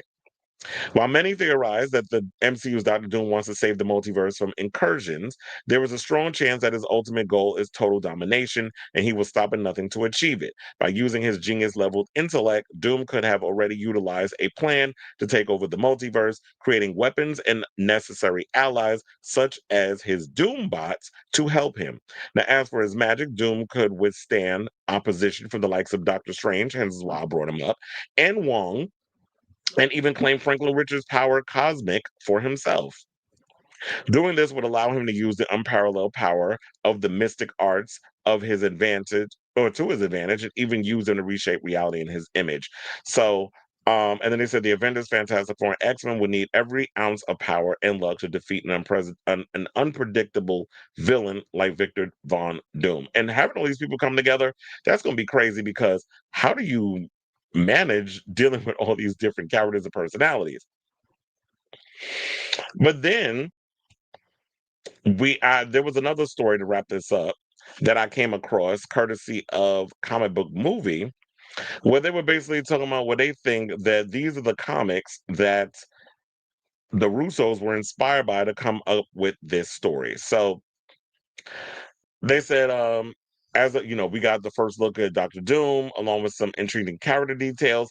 Now they think here's the comic book version of the villain they think is key. So earlier this week, in a synopsis for Avengers Doomsday, revealed that Doctor Doom has officially arrived in the MCU. And then they said between this and our first look at the MCU's take on the iconic supervillain, we believe that the Russo brothers are using one of the best comic book versions of Victor for their main source of inspiration in the upcoming saga finale. We are, of course, talking about Rabum Alal. Everything from the costume to the description above sets up Victor Von Doom as the character who will be strong enough to shift the course of the multiverse's destiny. During Jonathan Hickman's Avengers and New Avengers runs, Doom figured out that the Molecule Man could be used to oppose the cause of the incursions and inevitable decay of the multiverse. As they traveled back through time together, it was revealed that the Beyonders had created the Molecule Man as a singularity across every single universe, turning him into a bomb they could use to destroy the entire multiverse in one fell swoop. If he died, his entire universe died with him. So if they were detonated at the same time, every reality could crumble into nothingness. Now, here's the thing. What this got me reminding me of, are they planning on including Molecule Man in the story? Because I don't know if I've heard anything about them bringing up Molecule Man, but one thing that got me wondering, would they actually try to change it up and make Sentry the whole situation of making him a human bomb? Because I don't know if you remember when we watched Thunderbolts, the way that Julia Louis-Dreyfus was treating him, she was trying to treat him like a weapon of sorts. So what? And then he was like talking about how he was afraid to unleash his powers and that sort of thing. So what if they decide to kind of change things up a little bit if they don't plan on, excuse me, using Molecule Man in the or introducing him in some sort of way? I don't know. I haven't read the script, so I'm just pontificating or thinking out loud to y'all. That they would actually bring in Sentry to kind of be using him as a plot point for Molecule Man. This is just something I'm thinking about. So, yes, and that is that after killing thousands of Molecule Man's variants, Doom encountered a young woman who would be the first of, excuse me, his black swans, a cult he would form around the religious concept of himself under the identity of Rambum Alal, which is the Great Destroyer. They were tasked with destroying one of the two worlds involving in an incursion as it meant buying time for other realities. The villain later pivoted and collected the Molecule Man variants to use as a bomb against the Beyonders. In a last ditch attempt to save the multiverse, Doom took Doctor Strange and the countless captured Molecule Men to confront the Beyonders, destroying them and the cost of thousands of universes. He then stole their power, became God Doom, and created Battle Worlds, a reality comprised of bits and pieces of other worlds that he ruled over. So Doom, Strange, and Molecule Man were the only ones who remembered the world as it used to be, though a handful of survivors from Earth 616 and 1610 did manage to escape from the destruction of those final two realities. Reading the above, there's that. We don't need to go into the rest of it. But yeah, so this sounds relatively interesting. As I told y'all before, I wasn't entirely sold. And here's the picture because I should have brought that up. This is the picture that everybody's talking about that is the Doctor Doom overall look that they've been showing as of late. And yeah, so they also wanted to say, like, yeah, key elements will be changed, as in Franklin Richards and Loki are sure to play key roles. Kang could still come into play, but by adapting this take on Doom, we can be confident that Marvel and Robert Downey Jr. will deliver the definitive take on Victor. I have heard rumors that Jonathan Majors is coming back to reprise the role as Kang. We'll see if that turns out to be true. I mean, what if they actually replace him with Tremel Tillman in a multiverse? That's the new Kang. And look, fresh off that Emmy win, why not? Um, so yeah. And then they also said that yeah, only time will tell if those of you concerned in the MCU's Doom will be an Iron Man variant or little more than a rush replacement for King. Should take solace in the early signs. But yeah, so I'm still on relatively on the fence because like I told you, I'm not 110% sold on Robert Downey Jr. as Doctor Doom. I feel like because he played such a pivotal part as Iron Man, Tony Stark, I can't see beyond him like doing the whole Doctor Doom. Me, even though yeah, he was the villain in the first oh my god, I totally forgot the name of Doctor Strange. I thought Mads Mikkelsen would have been good as Doctor Doom. That's what y'all should have had. Or someone of that magnitude, or the guy that played Anya Taylor Joy's father in The Witch. I would have because of that powerful voice that he had. But then again, he did the voice of damn, they can't use him. He was the voice of the villain in Fantastic Four, so they can't use him. Um so uh I'm still not 110% sold as I said earlier, but based off of some of the stuff that I'm reading and some of the rumors that's floating around about this would be an interesting way to go in regards of the multiverses and Doctor Doom and what his motives and stuff are, and bringing back a lot of these other characters from different universes and how all the universes have bled into one another and how everybody's interacting and how certain people remember this world and stuff. So it'll be interesting to see how they make all this work out. But the way that y'all compiling all these actors and the story and how big it is, how long is this movie gonna be? Almost 3 hours. I mean, I don't mind if you give me a lot of razzle dazzle and some good script writing and some great acting moments. I mean, I don't mind sitting in the theater for 3 hours, but it better be worth me sitting there and not, because right now, uh, MCU, you definitely could use a miracle because some of the movies that you've done, um, hasn't really been resonating with a lot of people. Like the fans are gonna come out and support. I like Fantastic Four. I like Thunderbolts. I tolerated the last Captain America: Brave New World. I mean, but for the most part, y'all haven't. It's like y'all lost y'all footing since the last what was it, Quantumania? That movie was y'all already know how much I hated that damn movie. But yeah, so there's that. So that's all I got on that. I definitely want to hear from y'all. What do you guys think of this story? Do you believe some of this stuff? Or what are your theories regarding what we could be expecting from Avengers Doomsday? It's got me sort of excited, but I'm still like 1 foot in, 1 foot in the water, 1 foot out the water in regards to like fully diving deep into this whole Avengers Doomsday thing, especially with how y'all have Robert Downey Jr. as your centered villain. So let me know what you guys think of this story in the comments down below.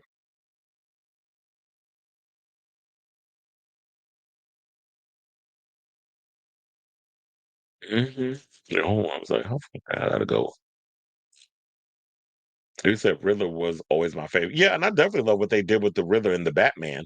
So just that whole dark that damn, y'all gonna make me want to watch that movie tonight. But I just love what they did with his character. Down and get ready to take okay. And we'll see because they paying him a shit ton of money to be in that movie. And you wanna know something? I'm starting to think that I don't even need a whole bunch of these streaming services because Netflix is acquiring everything.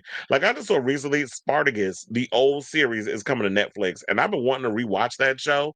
So I'm like, I may actually watch it on Netflix. I wonder what the film's final cost of it. Yeah, probably like $400 million. So y'all better open pray y'all make that money back. I don't even know at this point, but I do feel like it's time to move on for Wolverine. It's definitely time because they didn't mention if he's in it. But it's time to move on from him. A lot of them haven't confirmed or denied, but I'm starting to. Well, Henry Cavill is currently injured right now, so yeah, because he was training for Highlander, the remake, and they said he injured himself. They didn't tell us what the injury is, but they said that it's to the point they got to postpone shooting the film until 2026. And I'm like, that makes sense because he's a new dad. Also, why not wait till after the holidays? Like we got, even though I consider it a holiday, Halloween's coming up. We got Thanksgiving. We got Christmas. So why not take those times to like spend time with your family? And I don't work on Thanksgiving or Christmas, which is good. Oh wait, that's not true. I do work Christmas because I had to work the Knicks game last year on Christmas, which I didn't mind. But Thanksgiving, we off. Yeah, I agree. It's time to move on with the multiverse stuff. Um, you can't because what the hell is that boy name? Channing Tatum is actually in the movie as Gambit. So yeah, he can't. As Cleveland says, it's like yeah, Channing Tatum's already in the movie, and he mentioned a couple of what was it, maybe a week or two ago, that he sustained an injury while doing the Gambit thing, and something about I hate getting old because he's like what 46, 47. He's like he looks good. Because I said, child, let me tell you something. You know who also looked good? And I saw a recent picture. I mean, not picture, a video.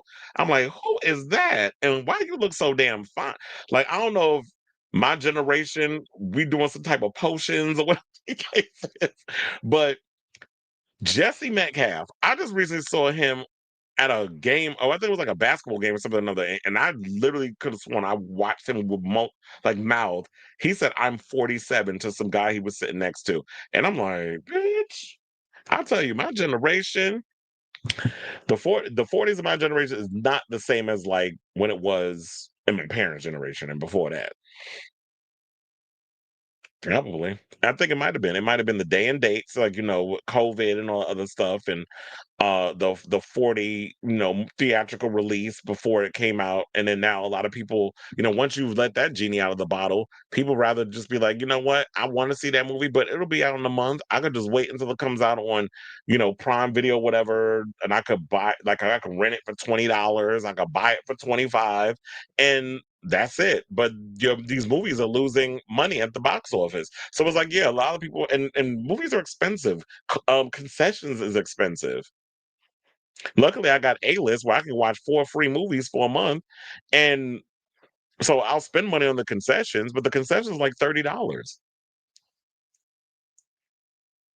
He said also Jennifer being reported as the front runner for best supporting actress when all she did.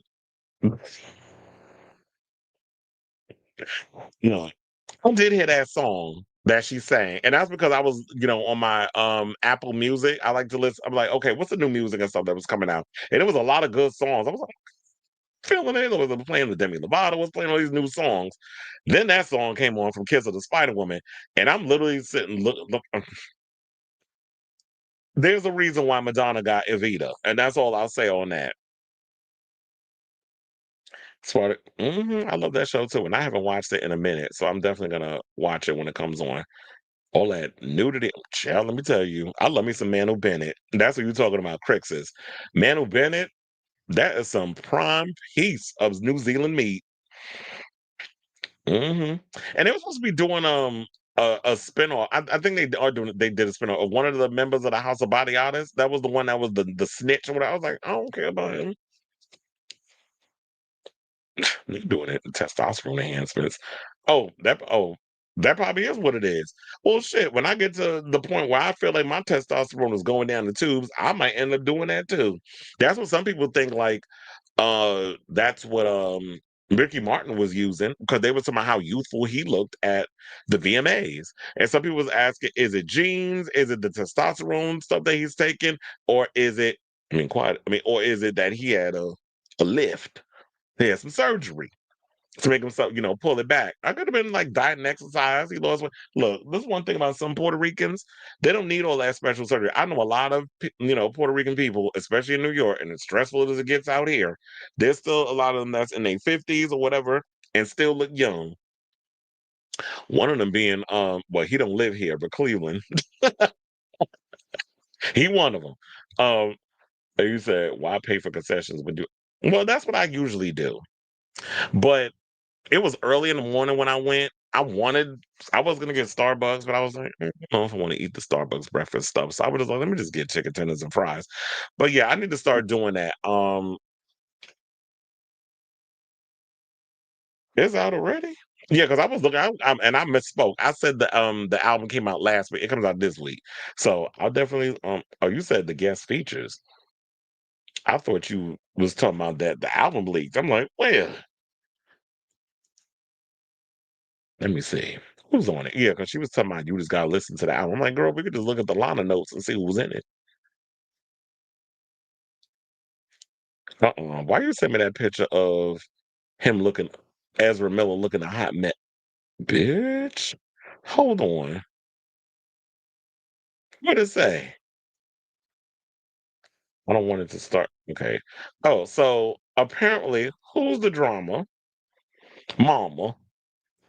Let me see. Let me pull that up for y'all so y'all can see. Cause I'm like, y'all gonna probably like who the features are. Let's just hope the songs don't suck. So, and funny enough, when you see these pictures with the zebra, you see how somebody put RuPaul face on Cardi B body,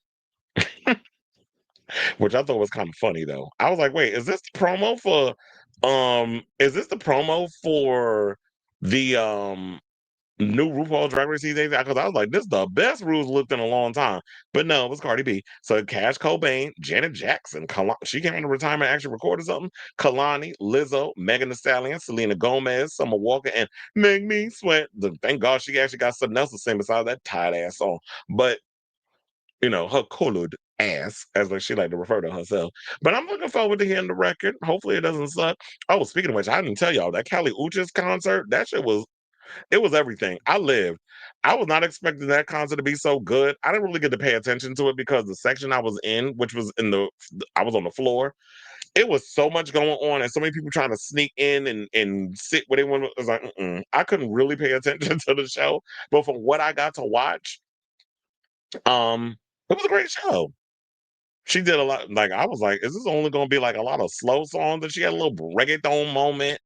And then she brought out Raul Alejandro. And let me tell you something. It took a lot for me to not jump on that stage and just like ravage him.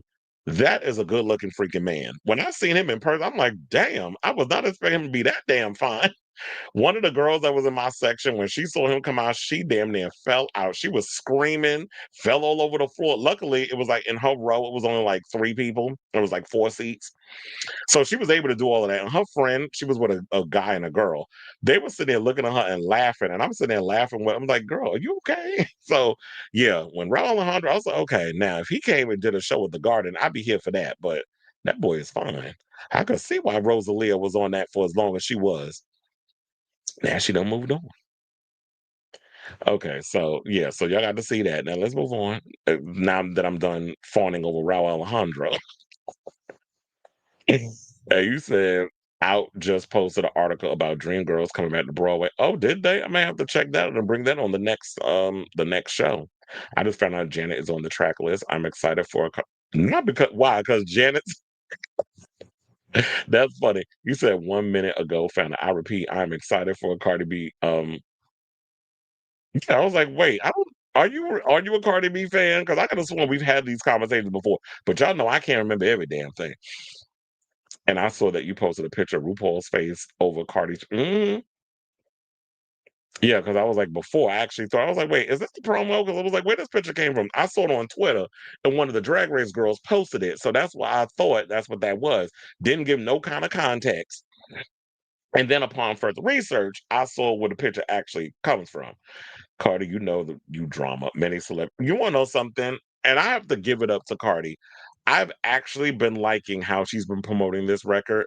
She's been on the street corner with a blanket on the ground with the CDs and the vinyl and all other stuff, trying to sell it, burning the incense. That was funny. Then they showed her on the train going in between cars, like how you know. Well, I don't know if y'all know, but in New York we have this thing where we have a lot of like the immigrant women. They always got like a baby attached to them or whatever. Either they walking the kid or the kid is on, which I don't like the fact that they walk these little kids between cars the way these trains are. But they, I guess, if y'all could walk miles to get across the border, y'all could do any. Y'all could walk between cars on a damn train, which is dangerous. But anyway, so they be having the babies wrapped around them in like a blanket or whatever the case is, and they be selling like M&Ms and all kinds of different candies. So they've been doing that. So Cardi kind of took that and did a spin and had like this little thing in her arm with her albums and all other stuff and selling it on the train. That shit was funny. So I'm like, and then her daughter Culture was making a joke talking about like, don't buy my mother's album. So the way she's doing this promo is very New York. And those of us who, born and raised out here, we get the whole joke behind it, which is genius. So it's smart on, I think, on her part that she's doing that. Alexander Steele. Wait, who's Alexander Steele? Let me look him up.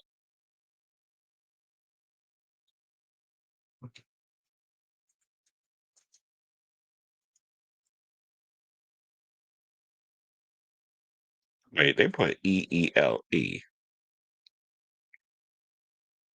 Child, you talking about a porn star? Of course, you got to come in here with the damn mess. He said 2 years ago, I was not a Cardi B fan, but now that I've retired my Barb lunatic days, okay. Once you've been unplugged from that matrix, hmm oh well, hold on. Let me see what he looked like before we get back into the show. Well, Sebastian Cross, I haven't heard that name in a month of damn Sundays. I'm like, boy, where you been? Somebody said the unannounced cameo is on the board. Guess it. Because they told him I'll Scream 6. Um, I mean, if they talking about, it's probably Jill Roberts. But anyway, we're gonna move on from that. Let me see what you sent me. Oh yeah, you can't miss that damn tattoo. He definitely does look different. He looks older. The body is bodying, but the face looks a little bit on the older side. So, girl, I hope you're not out here doing them hard drugs.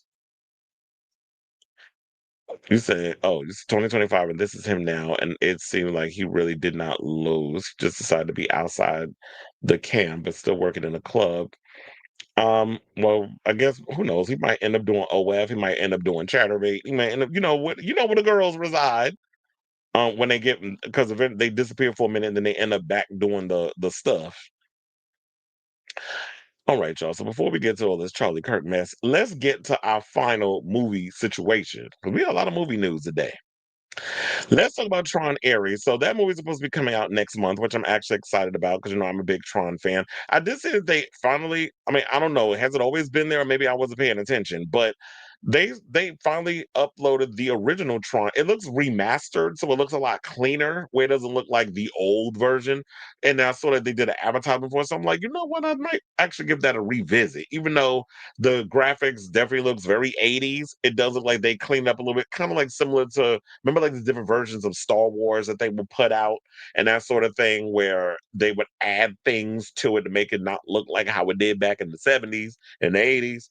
So I think they pretty much did that. But one of the things I have been wondering upon the whole Tron situation was that why didn't they bring back Sam Flynn? Why isn't Cora back in it? Especially after the way the second film ended, Tron Legacy. I know people have their trepidations about it.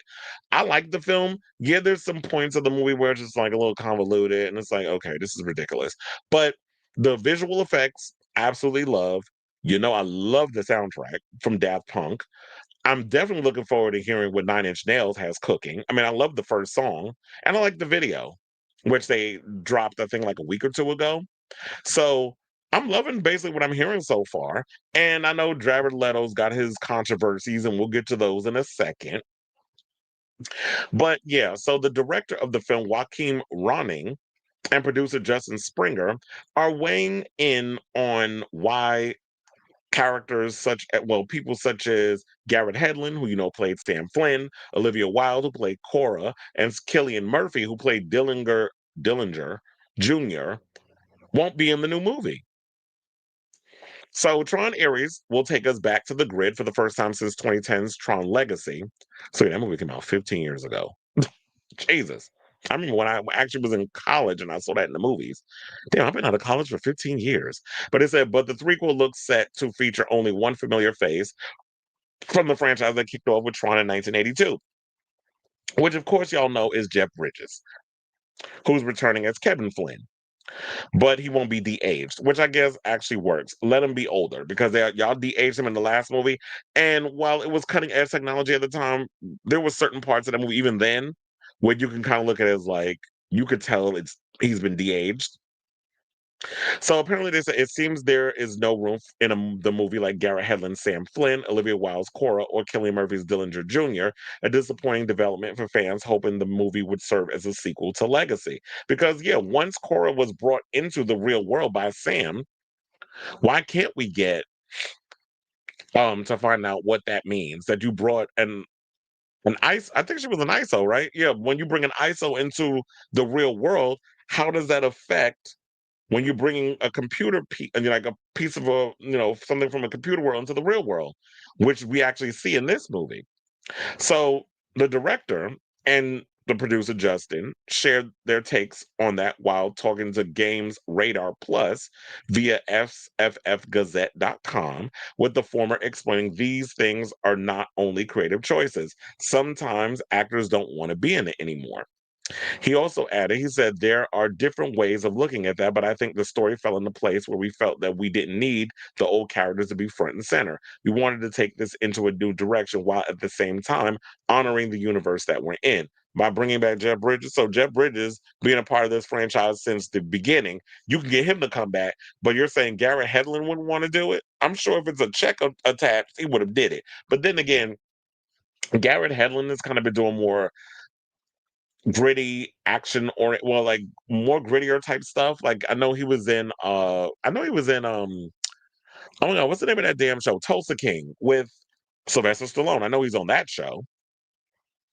So he's been doing stuff like that, and we got season 3 coming. So and but Olivia Wilde turning down a check, not wanting to reprise her role as Cora. I'm sure she had a great time with it, but yeah, it's been 15 years, so maybe they did move on. But I don't know if I entirely believe this, but he's saying it. We'll just go along with it. We'll entertain it. So now Springer's take was that Tron's priority was introducing us to a host of new characters, starting with Suicide Squad star Jared Leto as Ares, saying we're telling a story that's 14 years later, and the most important thing is that we tell this story in ways that works. To just throw cameos in there is where it's a parade of people that we love from the franchise. I just feel like it's fan service that doesn't serve the story. But we are definitely focused on ways to surprise the audience. If we don't touch something in this movie, I always think about where else we can play. I produced the animated series Tron Uprising, which I actually like, by the way. And I worked on the theme park rides.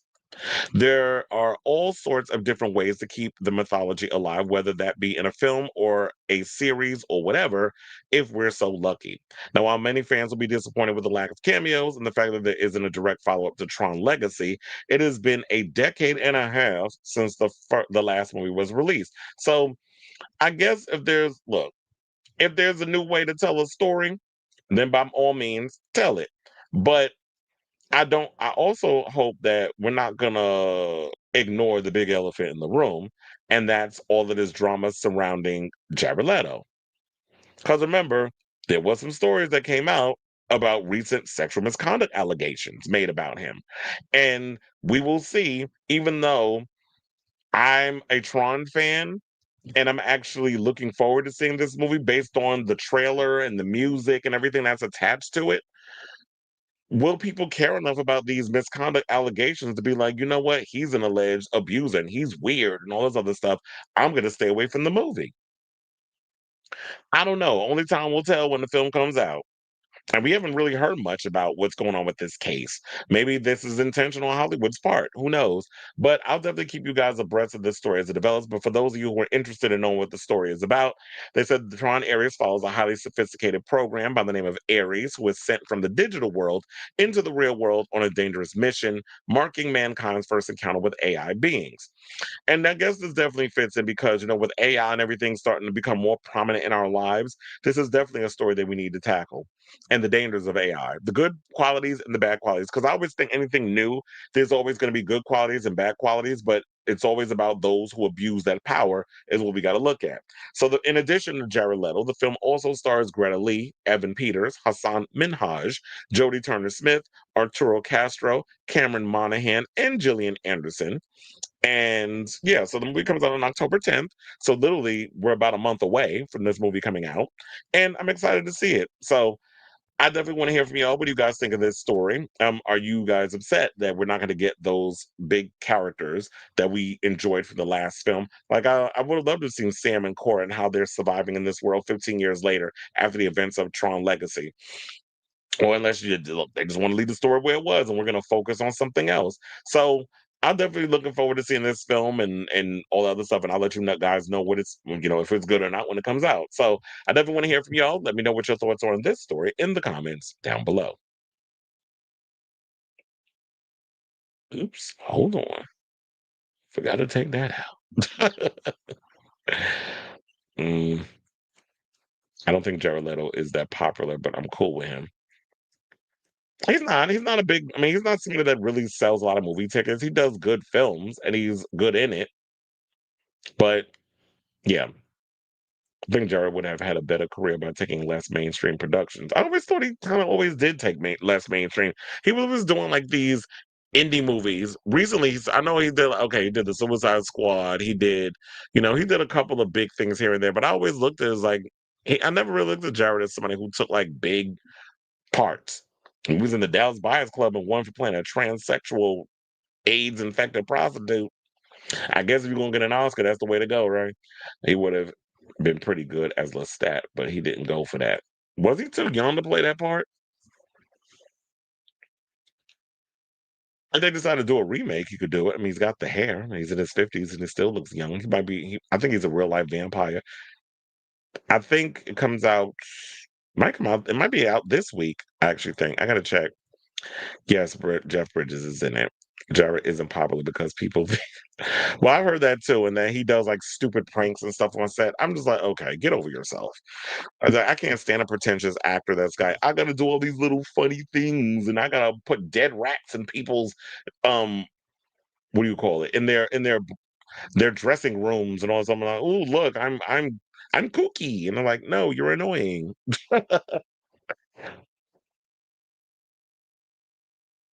He said, hello, Felix. Everybody. I guess he said everybody says he's an a-hole. All right, y'all. So now, speaking of assholes, let's talk about Stephen A. Smith and Charlie Kirk. That was a good segue. So, Stephen A. Smith, the popular CNN host and board certified coon, recently broke his silence on political activist Charlie Kirk's controversial assassination. So, Stephen A. Smith decided to take himself over to that good old podcast of his, and the commentator delivered a passionate response to all, well, they said political activist. I would mostly call him, if I was going to steal from Jennifer Welch, it would be this. He's a political agitator. He was not a political activist, because activist is like fighting for something you believe in. This man basically made millions of dollars pushing forth a lot of hate amongst marginalized groups. If you are not white, if you're not male, he didn't give a fuck about you. So let's call it what it is. He was an agitator. So he delivered a passionate response to his online reaction, to the online reaction following Kirk's killing at Utah Valley University. So I do have that clip. I'm going to play y'all that clip, And then we will come back and discuss the rest of the story. Hold on, let me see if, because a lot of times, when I be pulling up clips, they don't be showing up. Okay, please hold. Can't just speak about it. Can't just give lip service to when such a vile act takes place. And we're going to give lip service to the tragedy of the moment, and then within 24 hours, we move on with our lives like nothing happened. Something did happen. I don't care what his political beliefs were. I don't care what he felt. I care about the fact that a man was gunned down in front of two of his children who are 5 years of age or less. That he's dead at the age of 31. That his wife is a widow. That his children are fatherless. Because his ideas and his beliefs differed from somebody else, apparently. And then I'm going online and I'm seeing people celebrating it. Shame. Shame on you.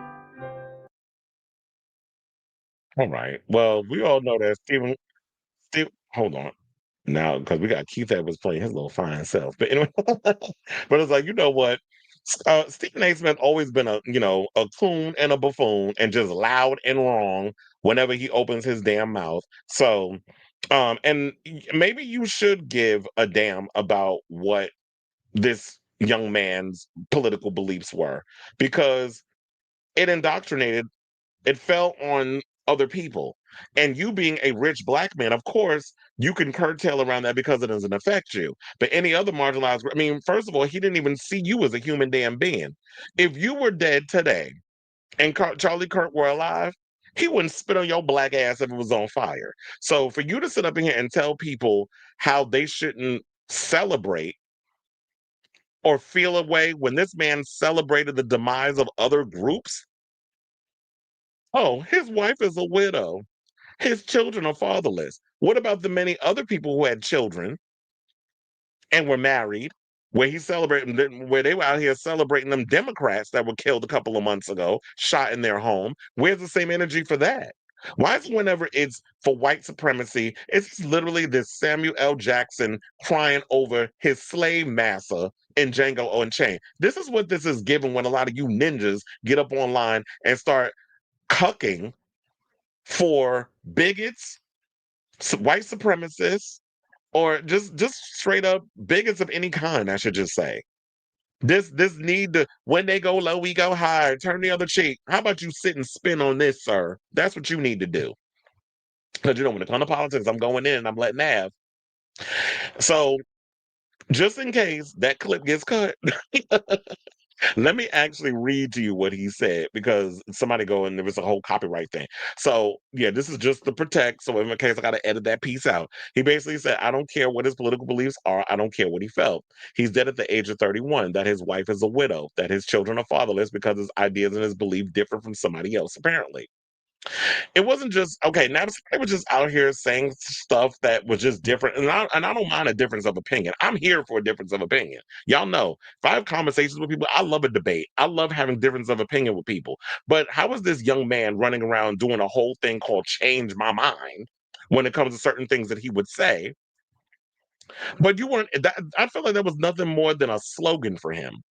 That wasn't like something he truly stood by. Because if you're actually willing to listen to someone have a difference of opinion, when he was confronted, and I saw this video too, a guy and asked him about kids who were after school lunches. He's talking about they need to cut it and all this other stuff. So you're for the starvation of children. No, parents need to get up off their ass and get a job and this, that, and the other. Parents are working. They're working 2 to 3 jobs to make ends meet.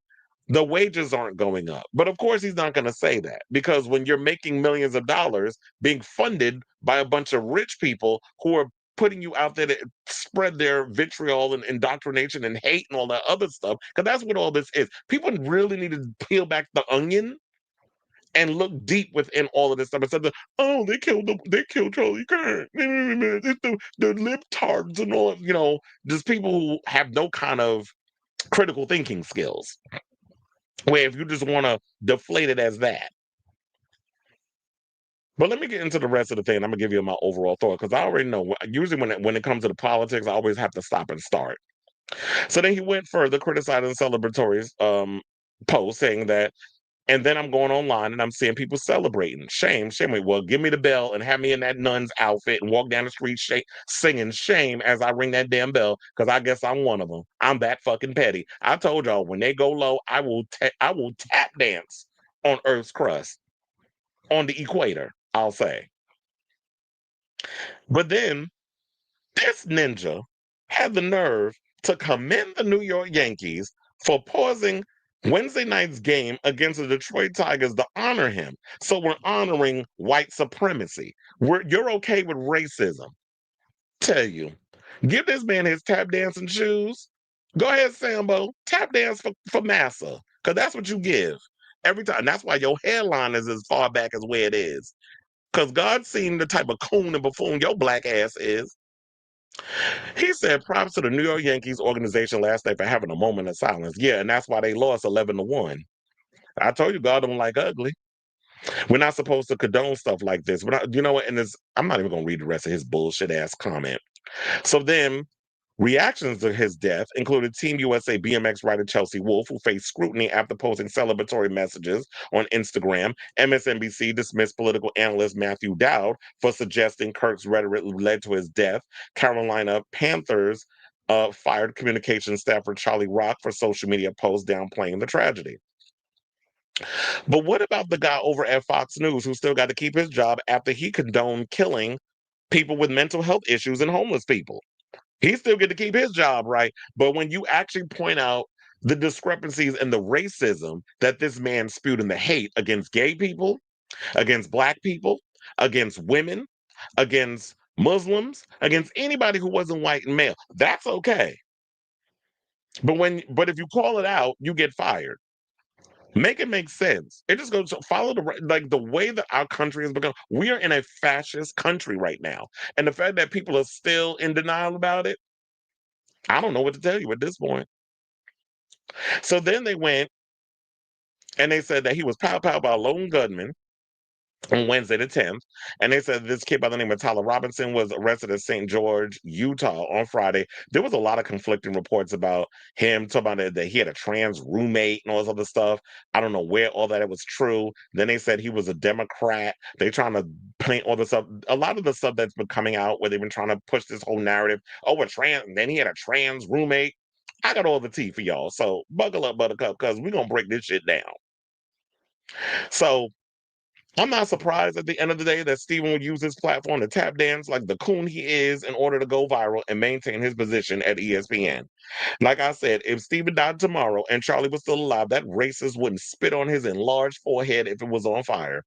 So maybe you should care about what his political beliefs are, because he didn't see people like Steven as, as human. Charlie was not some self-made millionaire who woke up one morning to become the voice of the voiceless young generation. He was funded by rich people like Julie Fancelli and Foster Freeze. I would not be surprised if he was chosen because he was young, determined, and willing to do the dirty work in exchange for fame, fortune, good connections, and notoriety. This is what a lot of them do.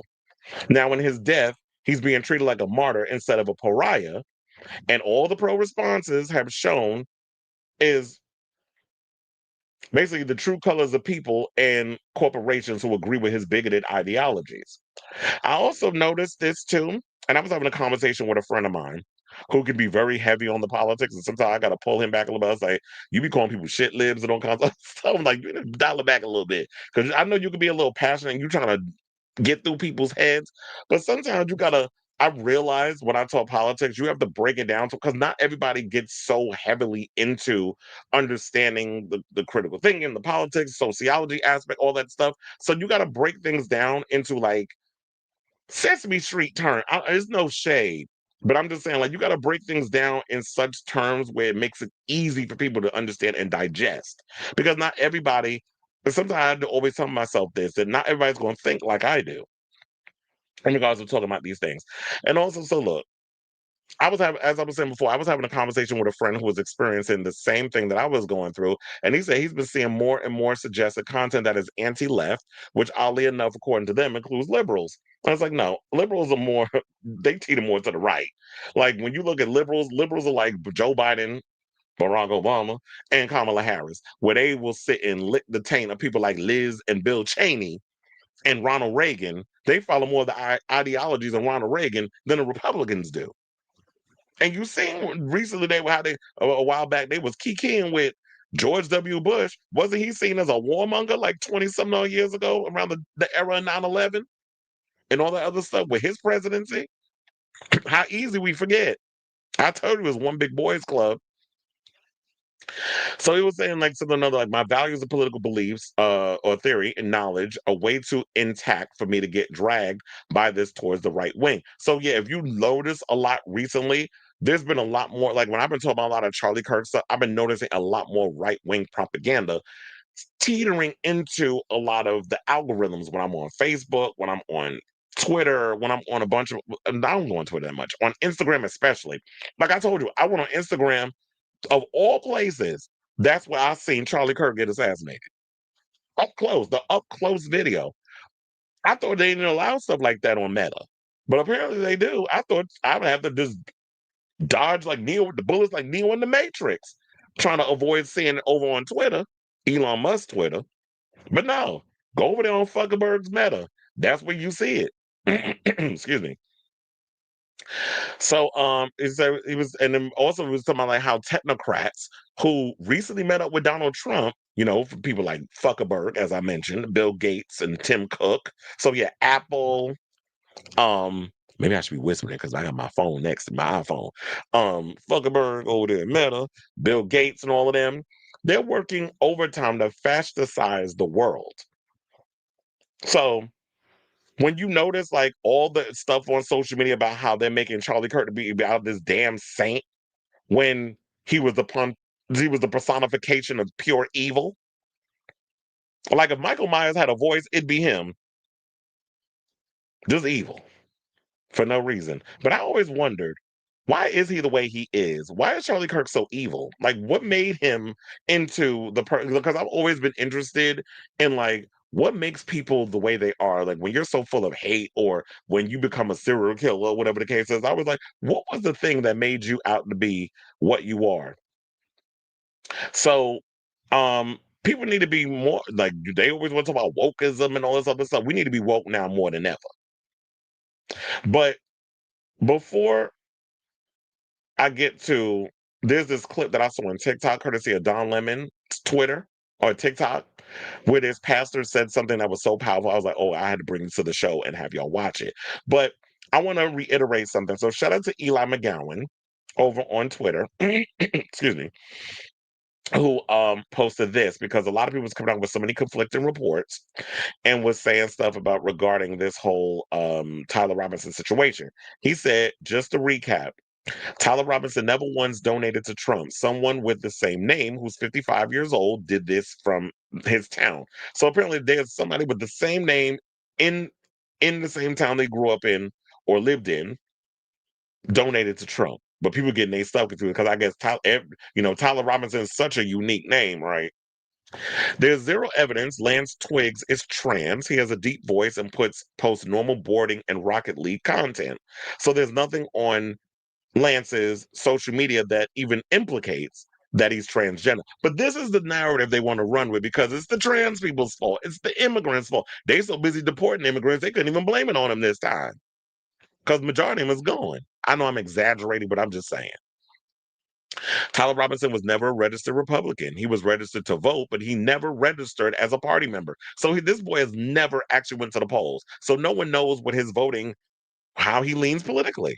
Well, as far as like voting and stuff goes, because I did see a picture of him where he went as he was standing on Donald Trump's shoulders for Halloween. So maybe he was a Trumpian. Who knows? There's zero evidence he was ever part of the DSA. That was a different suspect of 4chan. There's zero evidence he was an active Mormon, though his family did post LDS content in the past. So they were saying, yeah, maybe hold up on your hot takes for 5 seconds because people be so quick to run with stuff. And the media, they be so quick to jump on something because they want to perpetuate a certain belief and a certain ideology, and they want y'all to think emotionally instead of thinking logically. They want y'all to be in your feelings. They want to keep us fighting amongst each other. And you got Cash Patel cracked out ass getting all over social media, liking and retweeting stuff that shouldn't you be putting out statements? You ain't even find the person that did this. Apparently, the boy's father turned him in. So you're a dingbat who don't know what the hell he's doing. But child, let me tell you. So now the other day, remember when we talked? So last but certainly not least, before we get to the clip, remember the other day when we talked about how there was it was the tweet as well as the video of this guy that said that he had spoken with somebody on the inside who truly believes that Charlie Kirk was unalived and it may have had something to do with Israel. But let me tell you something. A story came out, and I'm gonna read it to y'all, courtesy of the Gray Zone, who had the following to say. So we all gonna read this as a class. So they said a Trump insider and longtime friend of Charlie Kirk tells the Gray Zone how the assassinated conservative leader's turning point on Israeli influence provoked a private backlash from Netanyahu allies that left him angry and afraid. The source said anxiety spread within the Trump administration after an apparent Israeli spying operation was uncovered. Charlie Kirk rejected an offer earlier this year from Israeli Prime Minister Benjamin Netanyahu to arrange a massive new infusion of Zionist money into his Turning Point USA organization, America's largest conservative youth organization, according to a longtime friend of the slain commentator speaking on the condition of anonymity. See, now it's like Israel's already indoctrinated this country, has done it for decades, I'll say. Now they're trying to, I tell you, they're trying to get a hold on our youth. They're trying to get a hold on Gen Z and soon Gen Alpha. But I feel like Gen Alpha is breaking the chains. They're all pro-Palestine. They're against all this other mess that's going on. So, and they're starting to see the tide is turning where the Republicans and the Democrats alike were starting to come to the conclusion that this whole genocide in Gaza is out of control. You saw a lot of people all of a sudden finding the balls to speak about Free Palestine last night at the Emmys. So the tides are turning. And Yahoo is not liking it because he had his little Sanderson sister spell cast all over of the American government for so damn long that that hold is soon to be null and void. Come, little children, I'll take you away. Remember that song from Sarah Jessica Parker? Into the world of enchantment. So it went on to also say, okay, so let's get back into the rest of the story. So now, in the weeks leading up to his September 10th assassination, Kirk had come to loathe the Israeli leader regarding him as a bully. Kirk was disgusted by what he witnessed inside the Trump administration, where Netanyahu sought to personally dictate the president's personnel decisions and weaponize Israeli assets like billionaire donor Miriam Adelson to keep the White House firmly under its thumb. How many times have I told y'all that Donald Trump has taken money from the Adelsons? Well, he can't take it from Sheldon. Sheldon dead. So now you got Miriam, who's been throwing making it rain on Donald Trump like a big fat gross stripper on top of a stank ass pole in one of the dingiest clubs in all of America. Maybe we'll say it's in Alabama. Sorry, Alabama, you gotta take the stray. But doing all of that, she making it rain on him so that way they could occupy what's left of Gaza and then soon the West Bank. So then, by the following month, Kirk had become the target of a sustained private campaign of intimidation and free-floating fury by wealthy and powerful allies of Netanyahu, figures he described in an interview as Jewish leaders and stakeholders. He was afraid of them, the source emphasized. Kirk was 18 years old when he launched, his company, Tapusa. Why is that? It should be called T-Pussy. In 2012, from its inception, his career was propelled by Zionist donors who showered his young organization with money through neoconservative outfits like the David Horowitz Freedom Center. He repaid his wealthy backers over the years by unleashing a relentless fire hose of anti-Palestinian and Islamophobic diatribes, accepting propaganda trips to Israel, and sternly shutting down nationalist forces, challenging his support for Israel during T-Pusa events. In the Trump era, new American Gentiles had proved more valuable to the self-proclaimed Jewish state than Charlie Kirk. But as Israel's genocidal assault on the besieged Gaza Strip drove an unprecedented backlash within grassroots right-wing circles, where only 24% of younger, I should say, Republicans, now sympathize with Israel over the Palestinians, Kirk began a shift. So yeah, the money and everything was great. He was willing to do your bidding. He was willing to bend over and touch his toes for all the gifts, all the trips, all the money. But his constituents, the younger people that he was cucking to, that he was a voice for, started to shift, the tide started to turn. You know, a lot of these kids these days, they go off vibes. They don't go off of like common sense and critical thinking, and so they go off vibes. However the moment shifts, however they're feeling, they go with feelings. Apparently, well, and look, feelings aren't facts, but this is how people are. He started to change, and when you're taking money from all these people, they want a return on their investment. That's how business works, and that's why you see people like Donald Trump being like, leave it, don't do anything, because Donald Trump probably if he goes against what Netanyahu and them is doing, he gonna be next. And what y'all gonna do? Blame that on the trans too?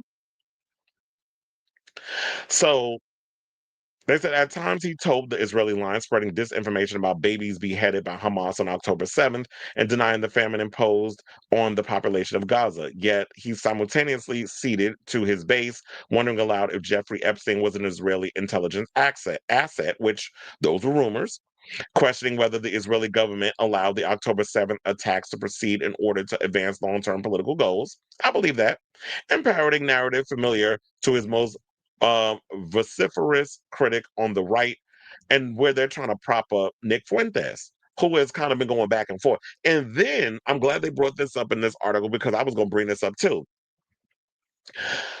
Tucker Carlson and Megyn Kelly did a recent thing together where they were talking about how they had conversations and kind of alluding to that Charlie Kirk was scared about some stuff that was going on behind the scenes in regards of taking these money from these billionaires, all this other stuff, and a lot of the mess that was going on with that. And he also said that he was going through a spiritual transformation. We mean that he was actually trying to turn a corner and wasn't going to be as evil and hateful as he was anymore, and they didn't like that.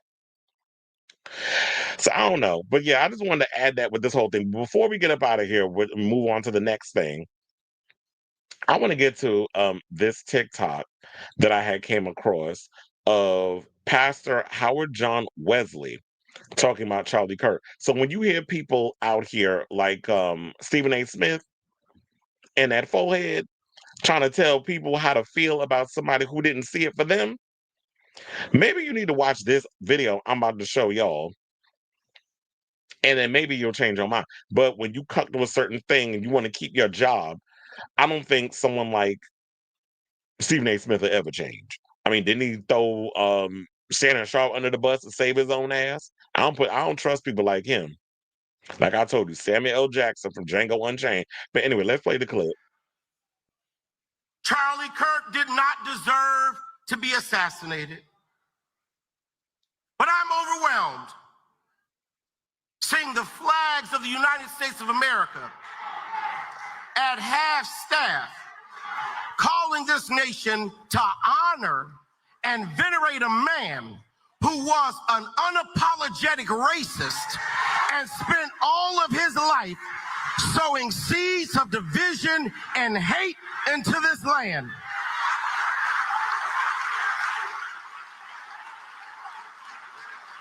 And hearing people with selective rage who are mad about Charlie Kirk but didn't give a damn about Melissa Hortman and her husband when they were shot down in their home, tell me I ought to have compassion for the death of a man who had no respect for my own life. I am sorry, but there's nowhere in Bible where we are taught to honor evil. And how you die does not redeem how you lived. You do not become a hero in your death when you are a weapon of the enemy in your life.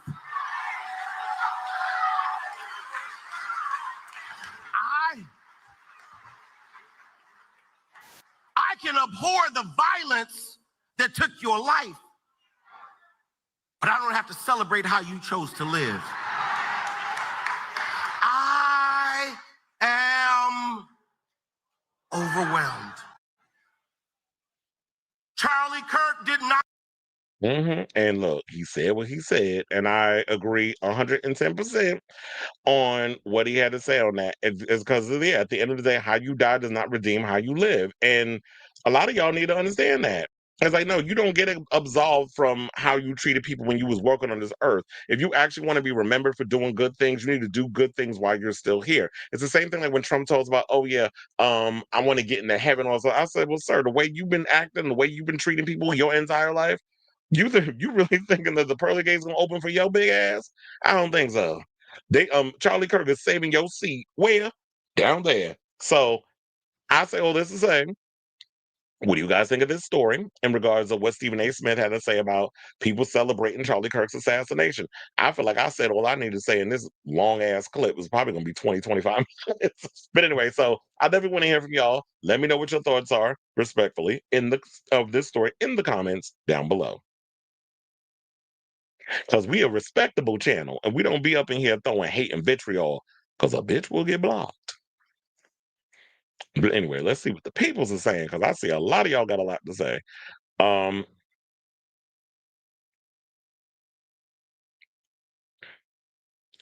was a good term. Yeah, he's a political agitator, and I think that's what the word I'm going to use for that one. So shout out to Jessica Welch because I got that from Jennifer Welch from the I Had It podcast. I got that from her. So I'm like, oh, that's a good one. Political agitator.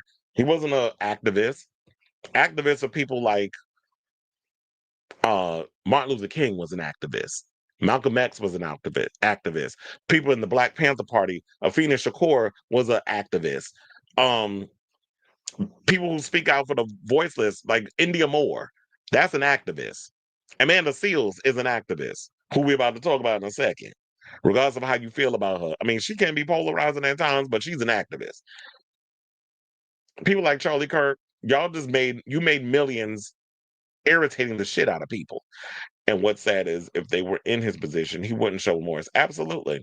If he was Democrat, our president, and the media would not have said squat. Absolutely. Putting the flags half mast, doing moments of silence. Thank God City Field didn't do that mess. We actually have class about ourselves. It's a he wouldn't. It's a like Trump pretended to give a shit when he and people like, oh, and then I saw one person write in the comments, I'm like, you will just make an excuse for anything that man do. He was like, "Oh, but they're gonna give him a big thing, a celebration, memorial, whatever the hell they plan on doing." I'm like, "That's not the point. Y'all will find an excuse for this man." It's like he don't give a shit, and I honestly don't believe a lot of these people who've been speaking out in the whole. I feel like a lot of people have been using, particularly in the White House, JD Vance, Kash Patel, Trump, all of them. I feel like a lot of them, even some of these commentators, I feel like a lot of them have been using this whole Charlie Kirk situation for clicks and views and their own self-service on their own social medias. I'm talking about this because it's time to think critically and really start to peel back the onion and see like something in the milk ain't clean regarding this whole situation. Kyle Kalinske did a whole video on it earlier that I think a lot of people should check out in regards of like breaking down a lot of the conflicting details that came out regarding this case. America's one, and you know what? What I should have said earlier, but I'm gonna post it in the description.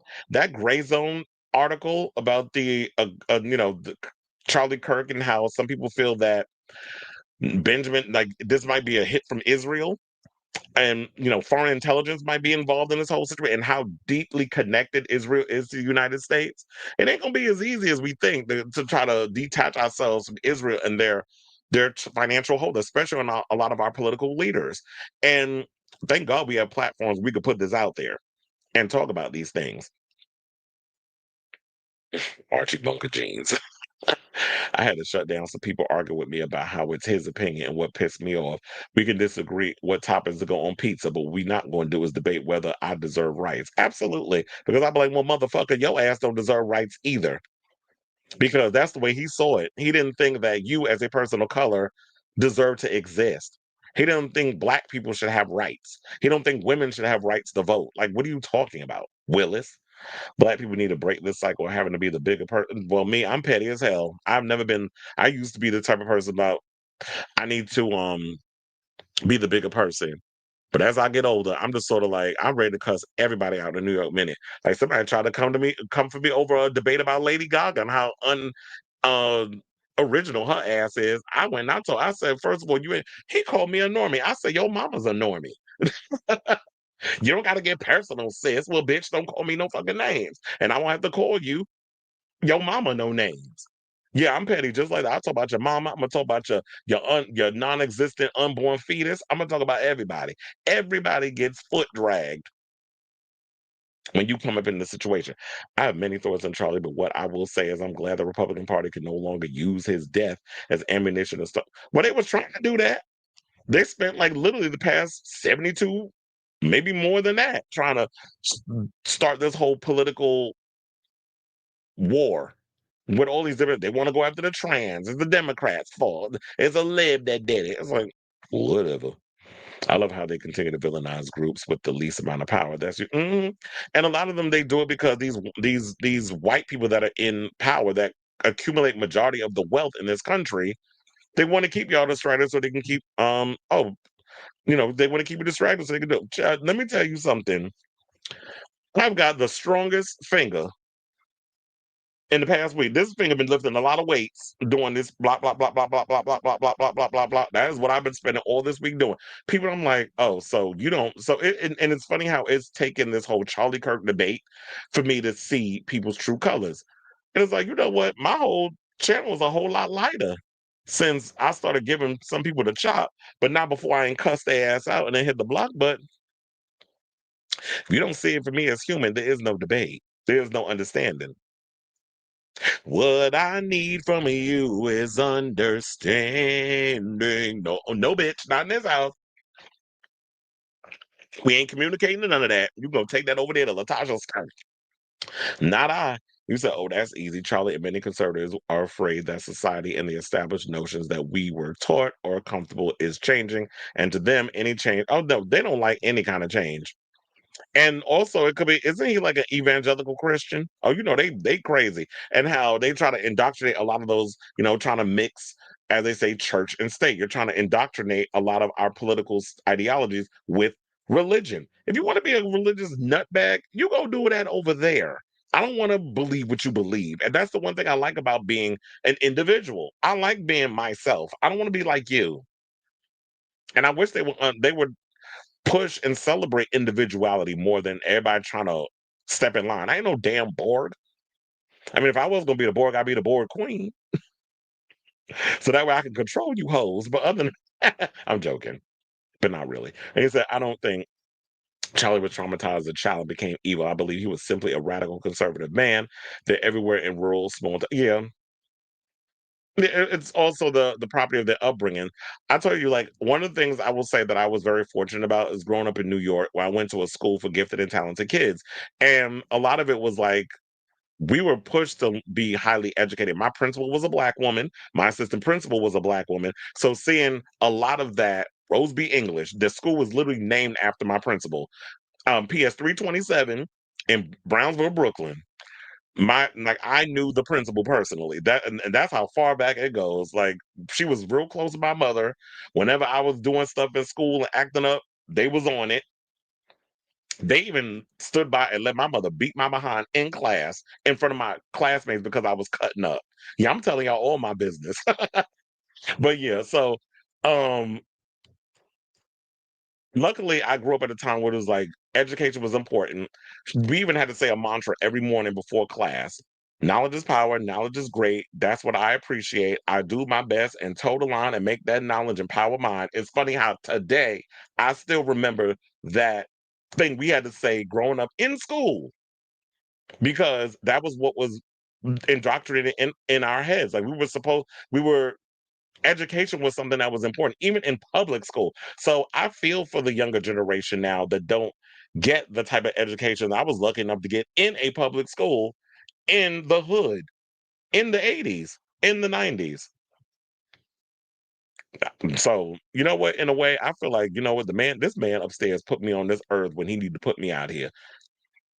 America is changing, becoming more radically diverse. They are afraid of being replaced and lose power and space.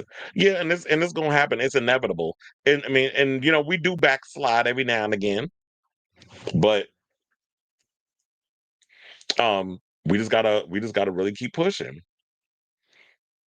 Yes, exactly. You said you spoke for me and then some. Wait, from the whole segment? Because you know, I said a whole. And sometimes when I start talking about certain things, I become possessed where I don't even remember what I said. All I know is I need to focus on those points, get them out there. But we're gonna continue when we get to the Amanda Seals part because I got a whole lot more to say on it. Yeah, and I do feel like all this is also they trying to find any little thing to distract us from the Epstein files. But look, that shit came out, and I just saw a recent video of was Crystal Kyle and friends. They interviewed Joy Reid, and they actually was talking about it. And I was like, child, I was gagging over some of the stuff they was talking about that's in them Epstein files. No, now I see your true colors shining through. All right, Miss Mama, with the Cindy Lauper. But anyway, let's move on. We got a lot of topics today. We got like 15 topics. I think I'm halfway through. I didn't keep count. Wait, let me see how many I did. 8. Yeah, we halfway through. Well, I was right. We are halfway through. So we did like 8 topics. We got about 7 more. All right, but anyway, so let's get into one of the topics, okay? And let's talk about Amanda Seals. So while you have Stephen A. Smith and that big ass head tap dancing and shucking and jiving for, massa by getting mad at everybody over the whole Charlie Kirk situation and talking about celebrating. Amanda Seals is like me. She says she is Petty LaBelle. She's saying that she don't have empathy for that man and a lot of what he stood for. Because y'all know that political agitator, Charlie Kirk, has rubbed many people the wrong way. So I don't know why it's so hard for someone like Stephen A. Smith to understand that when you are someone who celebrates spreading hate and you made that your whole career, why are you surprised that the marginalized groups that Charlie Kirk didn't see it for are actually outside doing a "Can you feel the brand new day?" The dance from the Wiz. Why are you surprised that we all out in the street with the fire hose and everything going, doing the whole "Can you feel the brand new day" choreography? The Wiz, in case y'all didn't know. My black people know, but I'm like, just in case you didn't know what I was talking about. Or my colored people. I was trying to challenge Tyler for a second.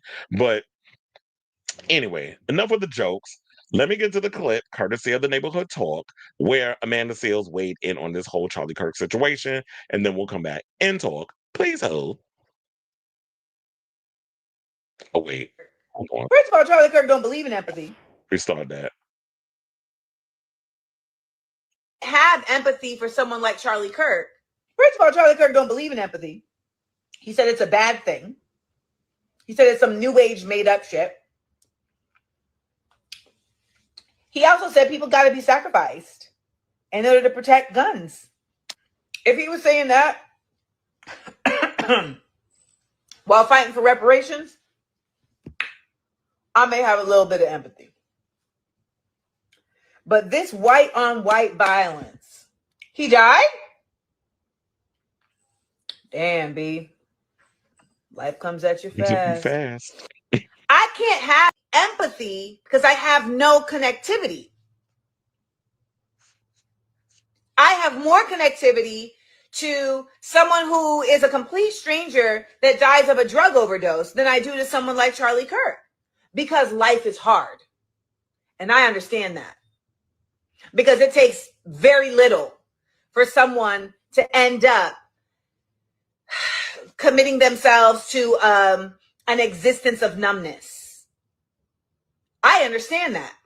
That man got murdered at 31 at a college event in the middle of a sentence talking about black gangs. What a way to go. Like Oh, Chanel. He was actually taken out by an old white man in one of the whitest, whitery, witty whites states in existence. Empathy, because I have. Well, pause. Before we get to the rest of this, she did say he was taken out by an old white man. That was what this tea was in the beginning. But, excuse me. But since then, we've come to find out that that is not the case. Even though I don't believe that that young man was named Tyler, not the creator. He's saying he didn't commit the crime, and I don't know. There's been some conflicting stories. They were talking about like he was on a roof, and he went and changed his clothes. So now all of a sudden he's doing Lady Gaga as costume changes in the middle of an assassination. Like stuff ain't adding up. Then he jumps. They showed the surveillance of him jumping off. First of all, he was going down the steps. Leg was fine. They showed him on his way to the campus. He was limping, and then when he jumps off the roof and he's running, there's no limping. How you running with a limp? He was running regular. He threw something off the roof. I think it was the backpack that he had on. So something was going on. Like, where was the gun in the midst of all of this? Where did he put it? So there's been a lot of conflicting reports about what's been going on with this kid. So I don't know if I'm 110% buying that it was him, but this is the narrative that our media is trying to the legacy media or corporate media is trying to push. But I'm sure like as we further go down this rabbit hole, the tea is gonna come out. Because as they say, what's in the dark eventually comes to the light. So let's see if she has any more to say, because this is the first time I'm actually watching these clips. He didn't get murked in Watts now. They took him out in Utah. They said Lady Oleana. I want you to know it was us. Ain't no way it was a black man that took that man out. Not no Utah.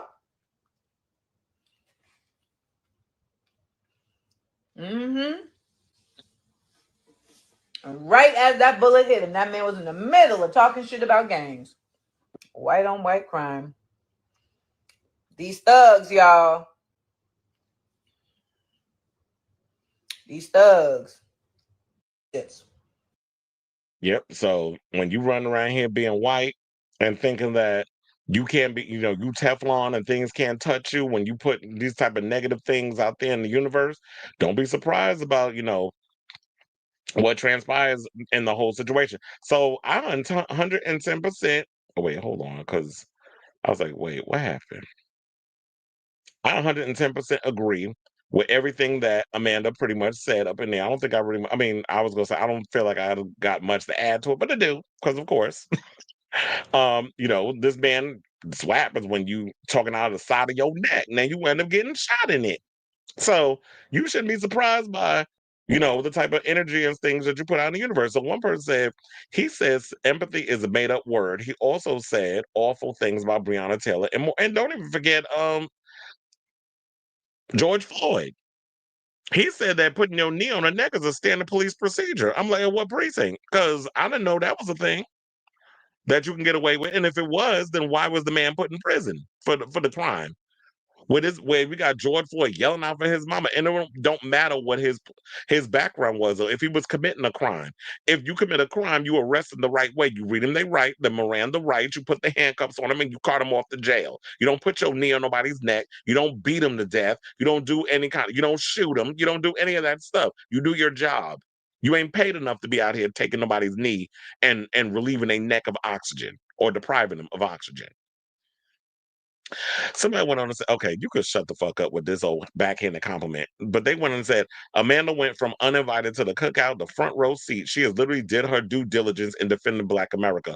First of all, Amanda's always defended Black America. Maybe a lot of y'all are just too slow to catch on, but Amanda always been out here windmilling hard for the Black community. A lot, but the fact of the matter is, y'all like to be selective in which Black people you want other Blacks to call out. So when she calls out Kamala Harris and a lot of these tap dancing Black folks, who are very performative in their wanting to have Black people have rights and things of that nature. I'm not saying that Kamala is fully performative, but I'm saying like there's been some things that she has been called out on in the past when she's had prior jobs before to her becoming, you know, in the Senate and then and vice president and all that other stuff.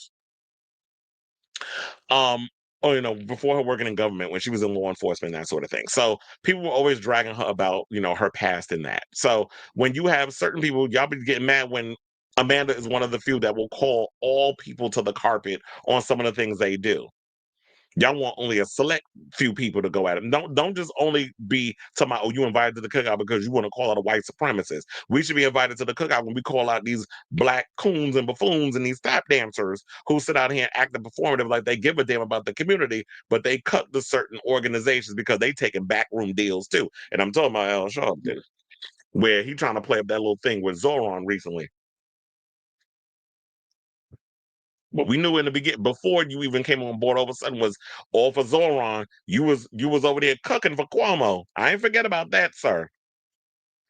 So to wrap all this up, this is why I always say, be careful what kind of energy you put out in the universe. Like I'm big on karma and how you treat people. So it's like, yeah, be careful with the type of energy you put out in the universe because karma never forgets an address. Now, like Amanda, I'm sorry, I can't have empathy and sympathy for someone who lacks sympathy and empathy for Black folks, queer folks, women, and trans folks, just to name a few. I can't have sympathy for white supremacists who wanted to see harm done to anyone who wasn't a white male. When you pretty much spent the majority of your career profiting off the downfall of marginalized groups, you cannot be surprised when these same groups celebrate your execution, as harsh as it may sound. So when you out there openly advocating for public executions sponsored by Coca-Cola, which I did like that. I don't know if y'all see that meme, but there was one where they had Pepsi backwards and the can was upside down, and it said, if you read it, Charlie Kirk, and PEPSI is actually ISDED, so is dead. I was like, ooh, that's shady. And I was like, that's funny, but then I totally forgot the whole Coca-Cola affiliation. But if you would have said Pepsi, it would have really hit hard with that one. But apparently, a lot of people like Coca-Cola. I'm not a big Coca-Cola fan. I like Pepsi because Pepsi has like that fizz that with the soda. Whereas Coca-Cola, I feel like it gets flat really quick. So I'm not a really big Coca-Cola fan. But anyway, um, yeah. So when you publicly advocate for public executions sponsored by Coca-Cola, when you say that people should die by guns in order to protect the Second Amendment, if you're gonna live by the gun, don't be shocked when your life is taken by one in broad daylight. So that's all I got on that. And I'm sure that there'll be more Charlie Kirk stuff that'll be coming out in the weeks ahead. If it makes sense for the show, whatever, I'm not going to keep going back and forth with all this mess. I'll let other people handle it. But if it fits in with what I feel passionate or wanted to discuss, I'll bring it up on the show. Or if y'all want me to talk more about it, I'll talk about it. But so, like I said, we talk about everything on the show. We don't just do entertainment news. We talk politics. We talk all the things. So I definitely want to hear from y'all. What do you guys think of this story? Do you agree with Amanda where she's like, you know what, I can't have sympathy and empathy for someone who didn't see the same for me? Because if you don't understand where I'm coming from as a human being, why I gotta have empathy for you? And they always try to hide behind the kids and being a father and this, that, and the other. And it's like, okay, if he were alive today, what type of stuff is he teaching his children? Are you out here teaching your children hate? And then they were saying, oh, his wife needs to take over. I don't think she has that it factor that he had. And I don't think it'll go over the same. And then you got JD Vance trying to jump on the bandwagon for clout. By talking about, oh, I'm gonna host a special episode on his podcast. I'm like, we want to hear from you. You don't have the personality that Trump has. Hence why he always keeps your ass in the background. Unless you plan on putting on a wig and dressing in drag and doing the hula, that's the only reason why we want to see your fat ass, you know, and all that damn mascara you be wearing on TV or on the podcast, spewing whatever foolishness you trying to spew because you lack a personality. So don't nobody want to hear from your big ass, your big back ass. So I definitely want to hear from y'all. Let me know what you guys have to say on this story in the comments down below.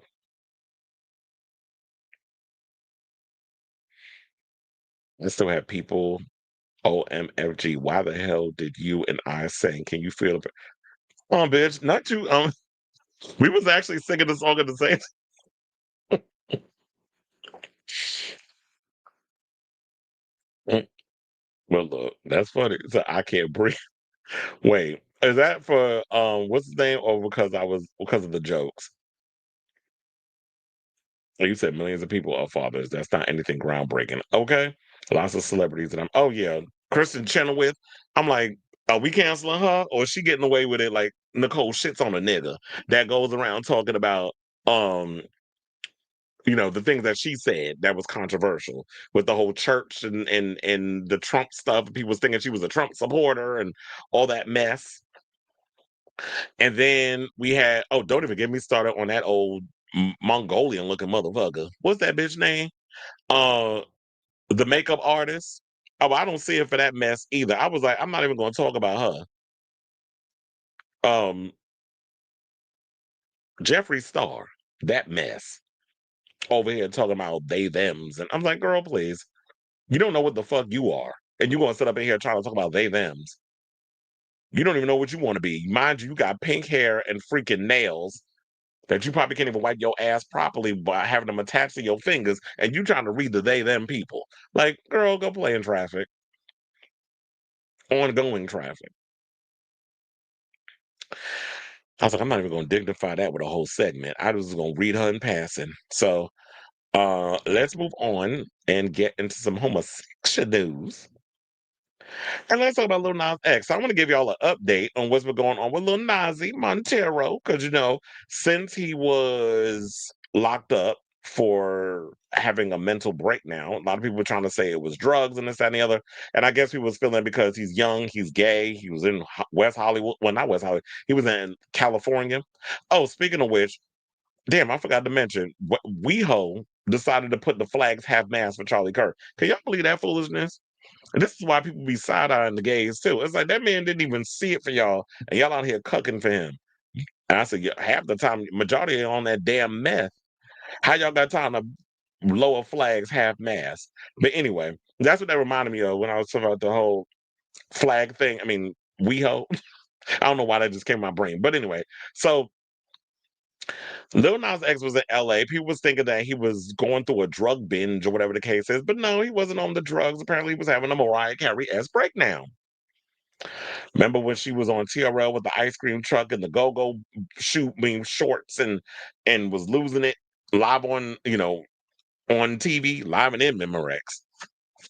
So apparently they said that he's entered an inpatient treatment program after being arrested and hit with felony charges for allegedly attacking police officers and resisting arrest while wandering naked in LA. Little Nas X, born Montero Hill, is in treatment at an undisclosed facility in another state following his arrest and arraignment on felony charges last month. This is according to his lawyers. Saying, quote, defendant is allowed to remain out of state as long as he remains in treatment, LA County Superior Court Judge Shelley Samuels said as she modified the conditions of Hill's release to allow for the ongoing inpatient care. If Hill's treatment changes and he becomes outpatient, then we'll talk. She said, setting the next hearing in the case for November. The judge sealed the details of the type of care Hill is seeking. And my thing is this. As long as he's getting treatment, I don't want to know what type of treatment he's getting. I just hope that whatever he's going through and whatever type of issues that he has going on, I just hope that they get to the root of whatever his problem is and he gets better. Because dealing with all the pressure and stuff he has to deal with, like he has a drug addicted mother. He grew up in like a small part of Georgia. He's trying to navigate through the world as a young black queer male in the music industry, especially doing country music and hip hop, to communities that don't see it for the gays, let alone black people. Well, hip hop, yes, black folks. Country music, not so much. You see what Beyonce had to deal with Cowboy Carter. So they said, you heard the treatment word.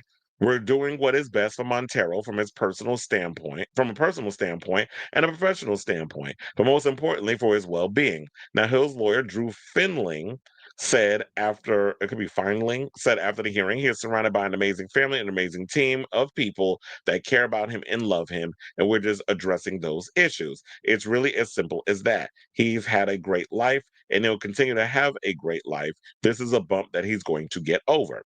So now, in August, just to recap, He was charged with 3 felony counts of battery and injury on a police officer and one felony count of resisting an executive officer. Prosecutors claim he was strolling naked through Ventura Boulevard around 5:40 a.m. on August 21st when police arrived at the scene. They allege Hill assaulted the responding officers, trying to take him into custody, injuring at least 3 of them. If convicted as charged, he'll face up to 5 years in state prison. But here's the thing: this is a one-time offense. I don't understand why they want to be so quick to throw, him in jail. I guess because he's black or whatever. I hate always having to resort to race being a part of it. But we already know, like when it comes to the judicial system and the prison system, it is not equal when it comes to dealing with white people who get arrested for doing crazy offensive shit versus black people who get arrested for doing the same thing. Because I've seen many of videos where white women be carrying on, the Karens be carrying, and they be out here doing all kinds of foolishness, and they get so many chances. They don't get tased, they don't get wrestled to the ground, they don't get a knee on the neck. They get handled with dainty little gloves, and they get escort. Even when the ladies is hitting them, spitting on them, kicking them, doing all kinds of other stuff, these men still handle these women like I guess because they see their mama in them. Maybe that's what it is. So they see their own people as humans, but when it comes to black folks, y'all see us as animals. So and another thing I don't understand as well is that all this stuff that came out about Lil Nas X, where y'all had all this video footage of him pumping down the street in a pair of boots and some briefs, but we ain't got footage from the police regarding him assaulting the cops. We're just going to take the words of the police. TMZ, y'all can get every damn thing else, but you can get that footage. See, they can find what they want to find when they want to find it. So they said he pleaded not guilty at an arraignment August 25th and was released on a $75,000 bond after spending the weekend in jail. He later addressed the arrest in a social media post, assuring fans that he was safe. So he said, "Your girl's gonna be okay, y'all." This is what he said in IG story post. Okay, she's gonna be all right. Shit. Letting out a weary laugh. They said that was effing terrifying. That was terrifying. That was a terrifying last 4 days, but your girl's gonna be all right. Well, I hope that you get all the help you need. I hope that you're gonna be able to get, you find out what a lot of the deep rooted issues that you have that's going on in your personal life and you work it out, because I definitely want to see you win. I definitely want to see you have some kind of a comeback and have some success musically. Hopefully you can probably use a lot of what's going on in your life as fuel to come out with some of your best work. And don't even focus on trying to indoctrinate the hip hop scene, because if the hip hop scene don't see it for you, go more of the Charlie XCX route, where it's like just rap, or Cakes the Killer, rap over some house music or some hyper pop beats or whatever the case is. You're more or less in with the hipster kids than you would be with the little boosie types that wouldn't see it for you and listen to your music. Let them have that old gutter trash music from down south. We like the hyper pop stuff. Just come up with something unique with what you're doing. So I say all this to say, what do you guys think of this story regarding the latest on Lil Nas X? I definitely want to hear from you. So let me know what your overall thoughts on this story in the comments down below.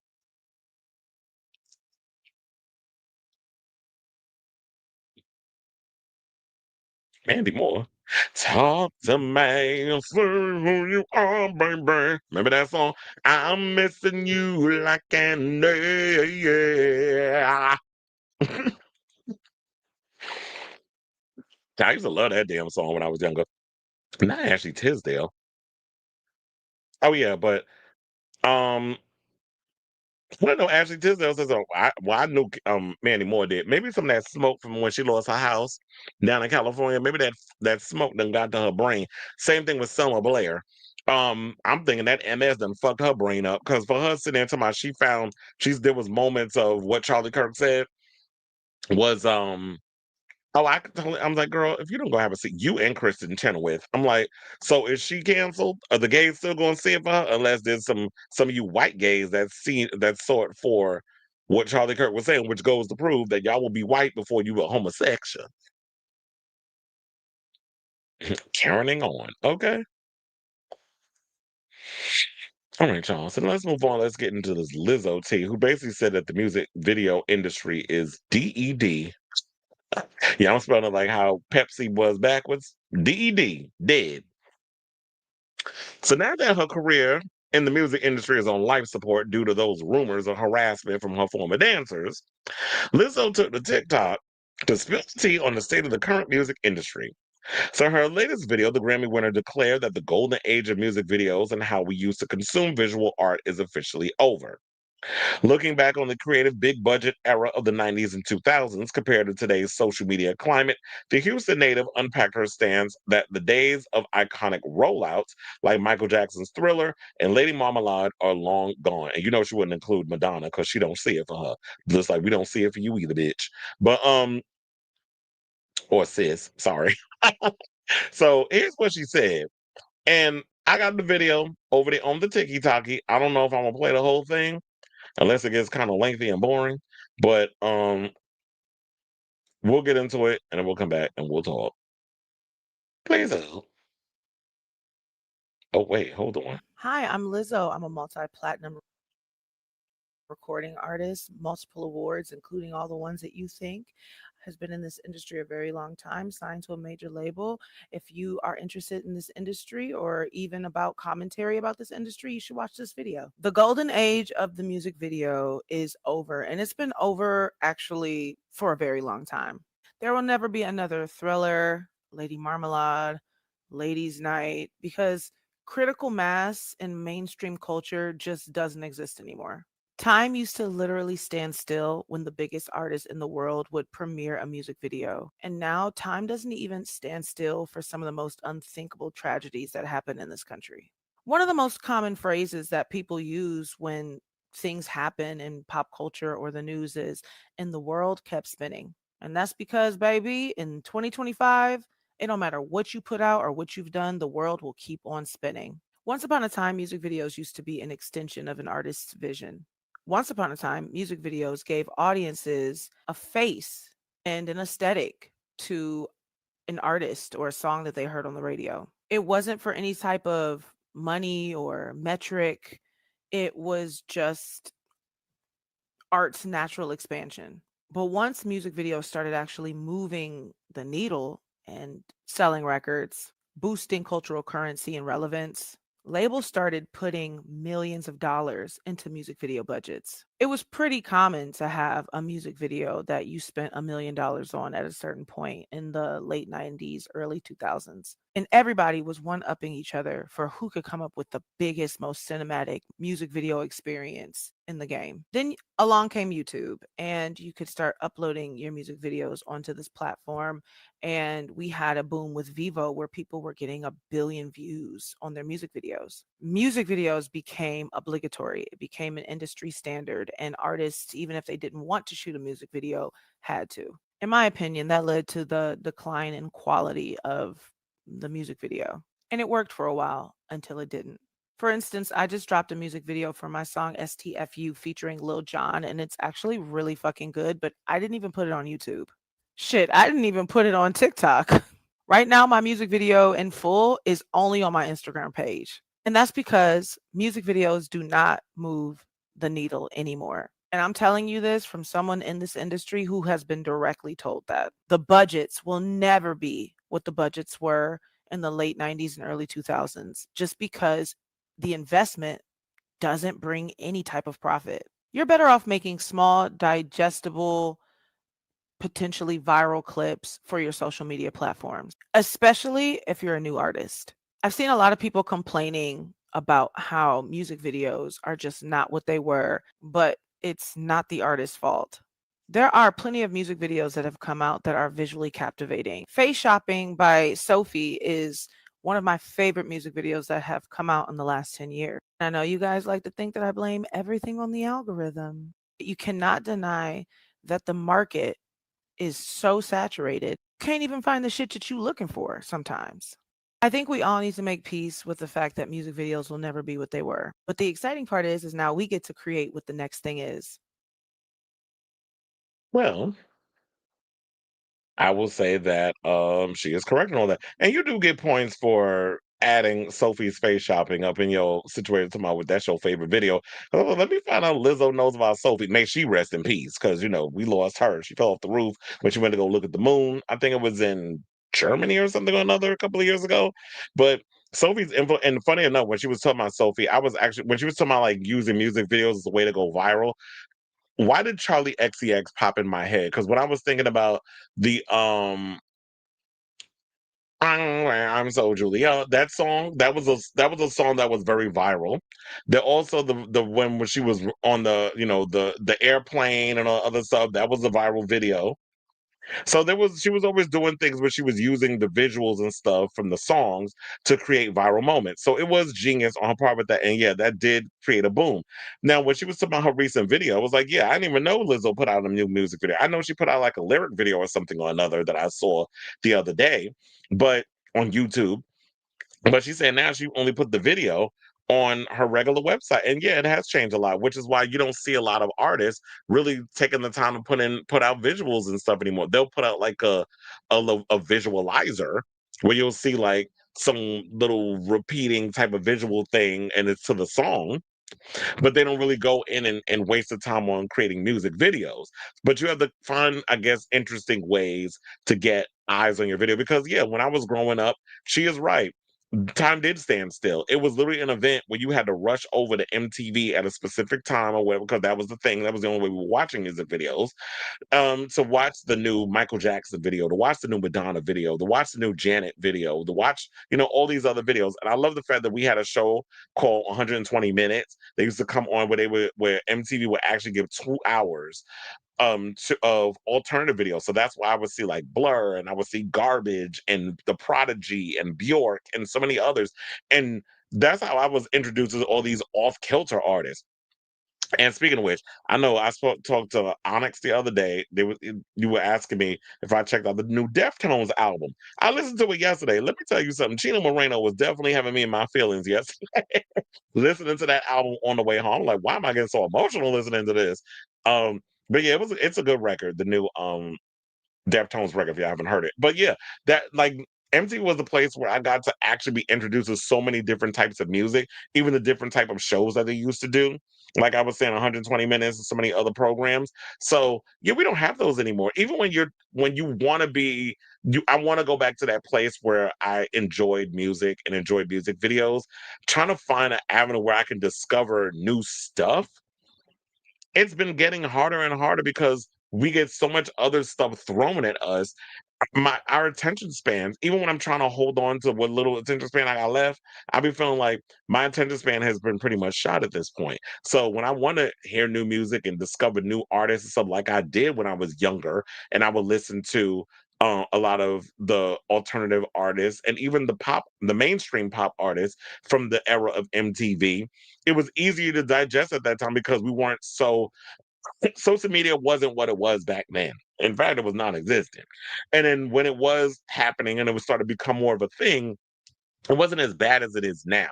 Whereas like, yeah, YouTube, remember we had Vivo and all that stuff that took over. And so it's like, is there really a point of artists like a Taylor Swift or whatever, even though it seemed like she hasn't released not one video for this new album? Is it even necessary to release music videos anymore? I guess she feels like she doesn't need to because she know the Swifties are gonna buy her stuff up regardless. So I don't need to waste my time putting out a life of a showgirl video or whatever. So yeah. So I, just jokes and stuff with the other stuff with Lizzo, with the drama stuff going on. But I do like the fact that we have somebody who's on the inside of the industry spilling the tea in regards of what's been going on in regards of why music videos aren't what they used to be, and they're pointless at this point. Or you got to find some type of way a creative way to get people's eyes on your stuff. So I say all this to say, what do you guys think of this story? Do you agree with Lizzo where she stated that the golden era of um music videos is over, that we just need to move on, so and find new creative ways to get eyes on your visual art? So let me know what you guys think of this story in the comments down below.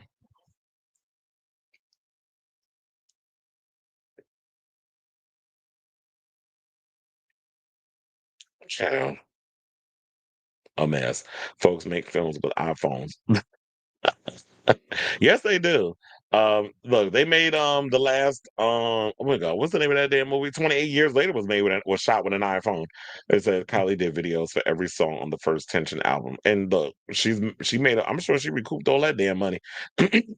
I grew up the same way. My principal knew my whole family and called my mom and my aunts many times. Look, see, we know because we had to go through that same thing. It's like when if you was close enough with the principals and those other stuff, like if you was out of line. Funny enough, and even back in the day when I lived in the hood in the projects, I had the goons in the neighborhood that would like make sure I wouldn't get in trouble. They don't make them like that no more. Now these damn drug dealers, gangbangers and stuff, they don't give a good goddamn about nobody. But back in the 80s, oh no. They knew they was like, oh no, we see the potential for you. So you're not even gonna get caught up in this mess. So, and then on top of that, my mother used to throw fried chicken at them out the window because that's what they would smell it and they were like, give me.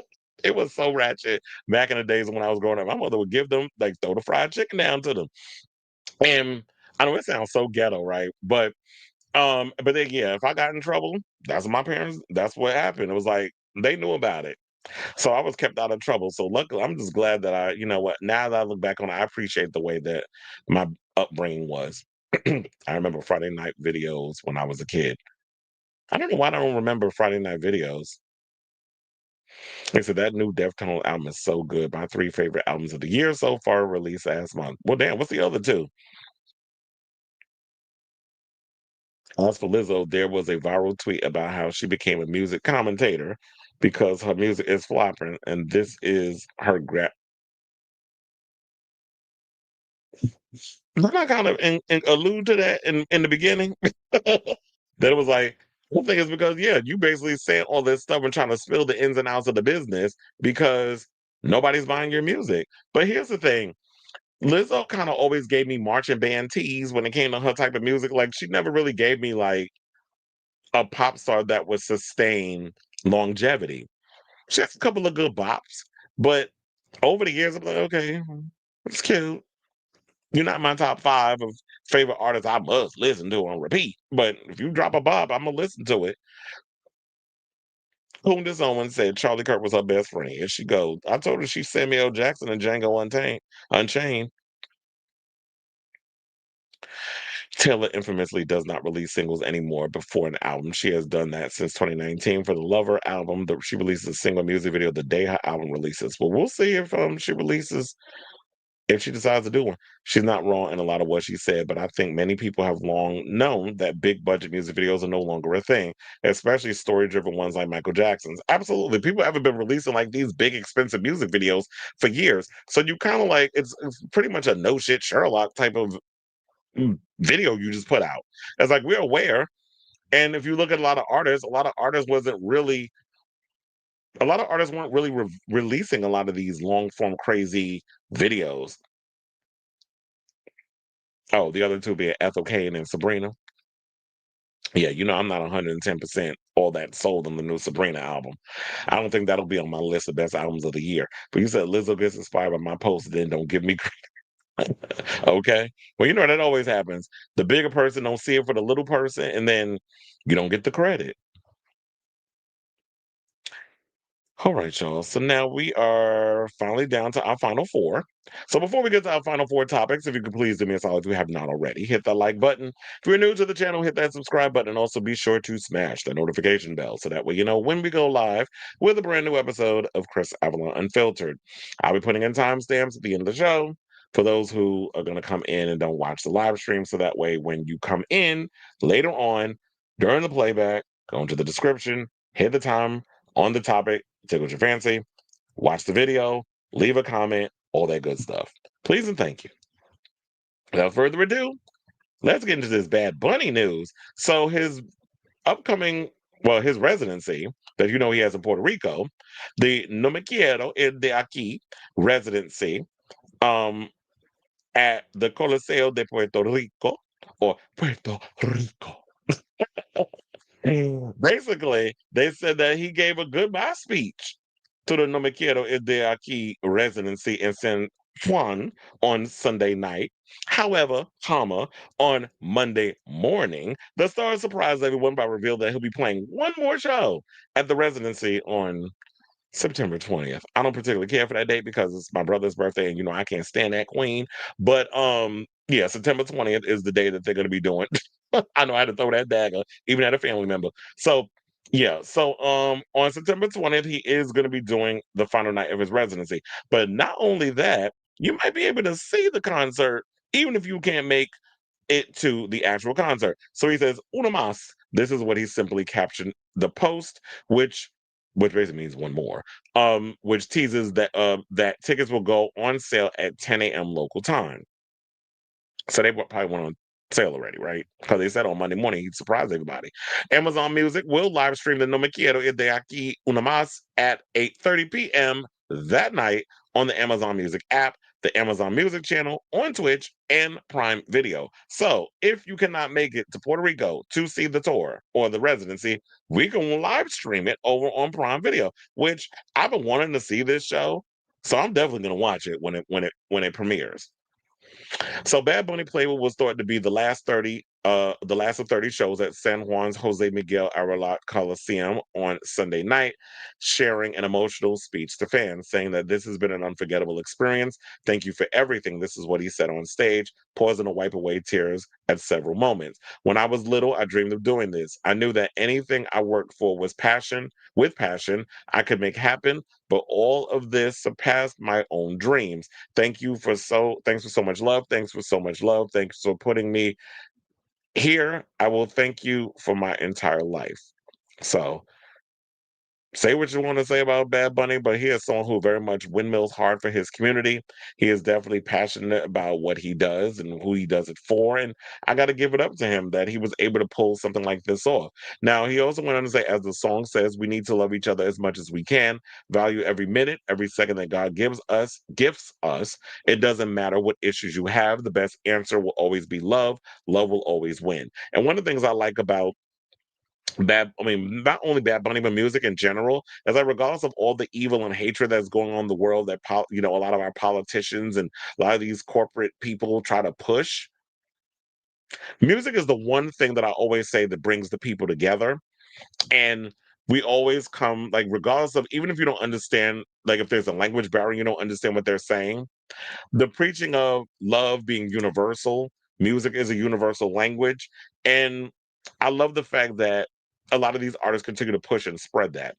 So Bad Bunny, I should say, or Benito, played every weekend since mid-July, bringing out special guests numerous times throughout the run, including Maria Zodoya of the Marias, Chencho Corleone, Mickey Martin, and other celebrities. Now, after wrapping the residency, Bad Bunny is set to kick off his, the tour that he has from the recent album. So I guess it might be different from the residency, though, which is, I should have taken more photos. That's me saying it in English. On November 21st in Santo Domingo, before traveling across Latin America through late February, he'll also play in Europe and Japan and will skip the continental US because of the whole ICE situation. Basically saying that, you know what, he don't want to put his fans at risk because he already knows, like, what them ignorant asses will do is they'll place ICE agents outside the concert, and then you want to try to arrest these people that are coming to just celebrate music and culture and Bad Bunny. So he also said, I've enjoyed connecting with Latinos who have been living in the US, but specifically for residency in PR, when we are an incorporated territory of the US, people from the US could come here and see the show. Latinos and Puerto Ricans of the United States could also travel here or to any part of the world. So if you go and hate on the community, he's like, I'm not going to come out here and give y'all a show. When that fascist gets out of office, then I'll consider performing in the US under a new president. When our government is under new management, I should say. So shout out to you, Bad Bunny. I'll definitely be checking out the final show, which is literally in a couple of days. It's September 20th. And wait, when is September 20th? Today is the 15th. Oh, it's Saturday. Child, I'm gonna be working I'm gonna be at MSG that day. So look, I'm sure that once it's finished live streaming, it'll still be up on Prime Video. I just have to watch the playback. So yeah, I definitely want to hear from you. Are you guys excited to hear this news? That even though some of you didn't get to go to the show, that you'll be able to watch it from the confines of your own home if you have Prime Video. So let me know what you guys think and all the other the Prime Video stuff. So let me know what you guys think of this story in the comments down below.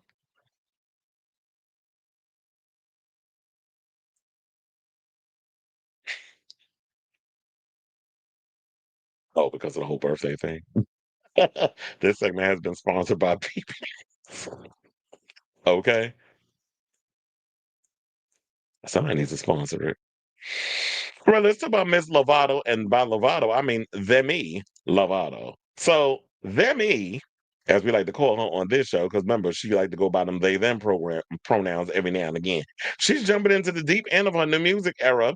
Why this morning announcing that she is releasing her ninth studio album, which I guess we can look forward to. So congratulations, daughter. Well, she just got married and things. So she announced her ninth studio album, which is called It's Not That Deep, releasing on October 24th via DLG Recordings / Island Records. Wait, is DLG her is that like her little record, her small little imprint, like her own label? So that's what I wonder because, and to me, I feel like when you call your album "It's Not That Deep," that's actually perfect because what they're saying is she is going back into her dance pop era with the release of a pair of singles, "Fast" and "Here All Night." I think, what was it? I forgot the name of the new song that she just released. She released like 3 songs. And for those of you who are wondering, the album is wait, no, it was 2 songs. It was "Here All Night," I think, is the new song that she just released. But anyway, so it's not that Deepification Wonder. It's executive produced by Zone. And for those of you who are not familiar with who Zone is, he's been making a name for himself in the music space because he's produced everybody from, he produced on Charlie XCX's Brat album. He's produced for Troye Sivan. He's produced for, I Will Not Rush. They did that song. That song was everything. I live for it. And Jade, love her new album. If y'all have not heard Jade's new album, definitely check it out. It's like one of my favorite pop albums of the year. I did check it out over the weekend. So we have Jade. He also did Kesha, Joyride and a bunch of other songs off that album. And he also produced on Kylie Minogue's Tension record. The album will also feature 11 tracks. So, and then here's what she said. She said, "The music is a perfect reflection of where I am today.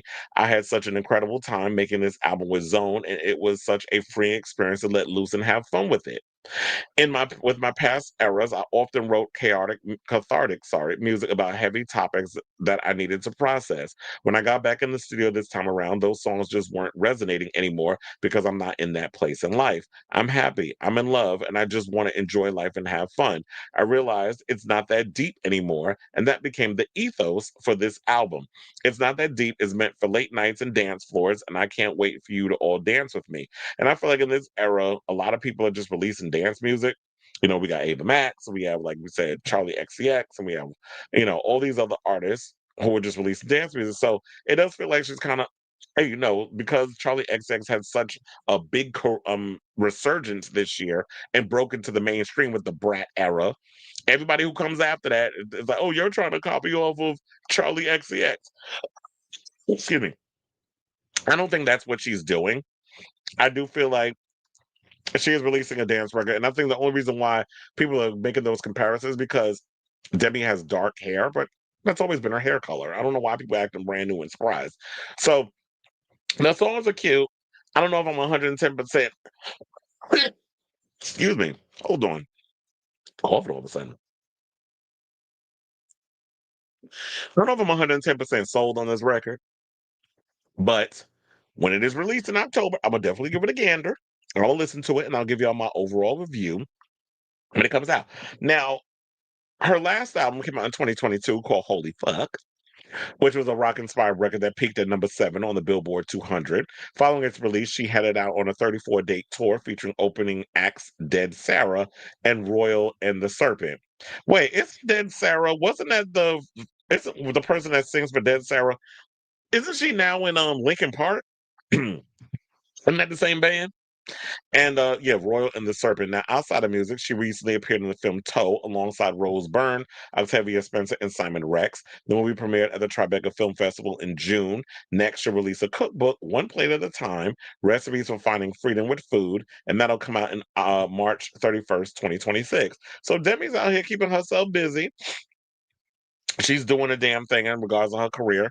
And I don't know, like to me, a lot of the stuff in the past, it did always feel like musically she was trying to find herself. And I don't know if I was 110% sold on everything that she was given. It's kind of like Miley Cyrus, like them two be all over the place with the whole self-discovery, who am I when it comes to the type of music that they do and trying to work that catharsis out in the type of music they put out. But it's interesting that Island Records actually gave her the freedom to change up and do different types of styles of music. And Demi Lovato was that girl. She could sing down. So I like the idea that she's able to do that, but I just hope that the music is just as good, like hearing her vocals over a dance beat. So like I said, I'll be checking it out when the album releases and see if it actually is a fun, you know, leave your inhibitions at the door type of record. So I definitely want to hear from y'all. What do you guys think of this story? For those of you, what do they call her fans?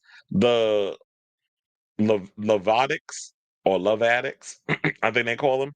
So I definitely want to hear from y'all. What do you guys think of this story? You excited, you Lovatics, or Love Addicts, are happy that she's releasing new music. This was a surprise. I wasn't expecting to come out this soon. So let me know what you guys think of this story in the comments down below.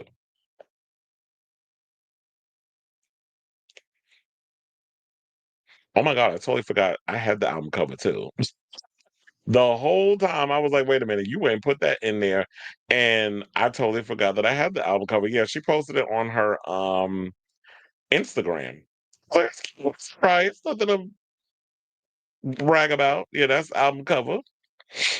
And then we could see it in motion.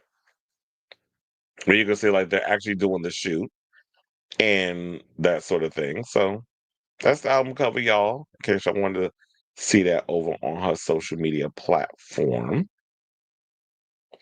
All right. There you have it. Okay, let's get back into the show. And let's talk some more homosexual news. Let's talk about Christina Aguilera, who is partnering with Grindr, the global neighborhood in your pocket, to be your new Grindr wing woman. So, I guess we got to get our allies in on the situation because I'm like, well, Chad, why couldn't you find somebody who's an actual homosexual that could do it?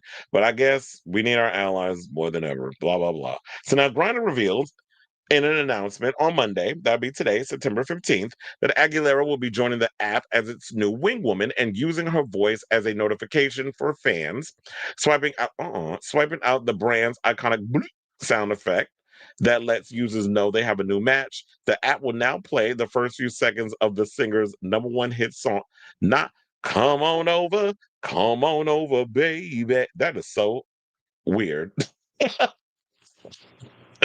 um, Let users know that someone wants them to, well, come on over.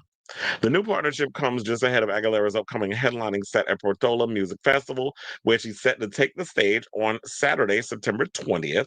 Aguilera will be joined at the festival by fellow headliners LCD Sound System, The Prodigy, Dom Dollar, Mal P, Arca, and more. First of all, I want to go to this festival because I like all these people they mentioned.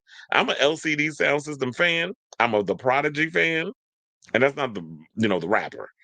Um, this is Prodigy as in get your pitch up, smack my bitch up. And Dumb Dollar, he's gonna give a DJ sit. Mal P also. Arca, Arca does a lot of weird performance art type stuff. So she's gonna be, the bee's knees. Portola, Grinder, and me. That's a threesome I can get behind, Aguilera said of the new collaboration in a statement. When that come on over sound hits at the festival or whatever you're celebrating, I hope things get spicy. In a new video posted to celebrate the collaboration, Aguilera prepares for her Portola performance while a number of assistants flit around her, confirming timelines for the show. When she starts hearing her own voice singing Come On Over, she gets flustered. Guys, what the fuck is that? She asks as each of her assistants responds to the Xtina themed DMs they got on the app, leaving the dressing room with haste. So yeah, that was the Instagram video. I was like, I probably could show y'all. I just have to mute it because I don't want to get in trouble if it pull up. Yeah, so I'm gonna just leave it muted so that way y'all can just watch it in the background, and because I don't know if we can get flagged and stuff for the music and stuff. But yeah, so um now, for much of her career, Aguilera has been heralded as an ally to the LGBTQ plus community, with many crediting her song "Beautiful" as a queer anthem. In a letter posted by Billboard in 2017, the pop superstar thanked her queer fans for their long-lasting support and how that has impacted her own outlook on her career, saying, "Please know that to me, you all represent the daily driving force that tells me to keep going, to triumph against all odds, and to celebrate being unique." This is what she wrote at the time, because being unique doesn't make us different from anyone else.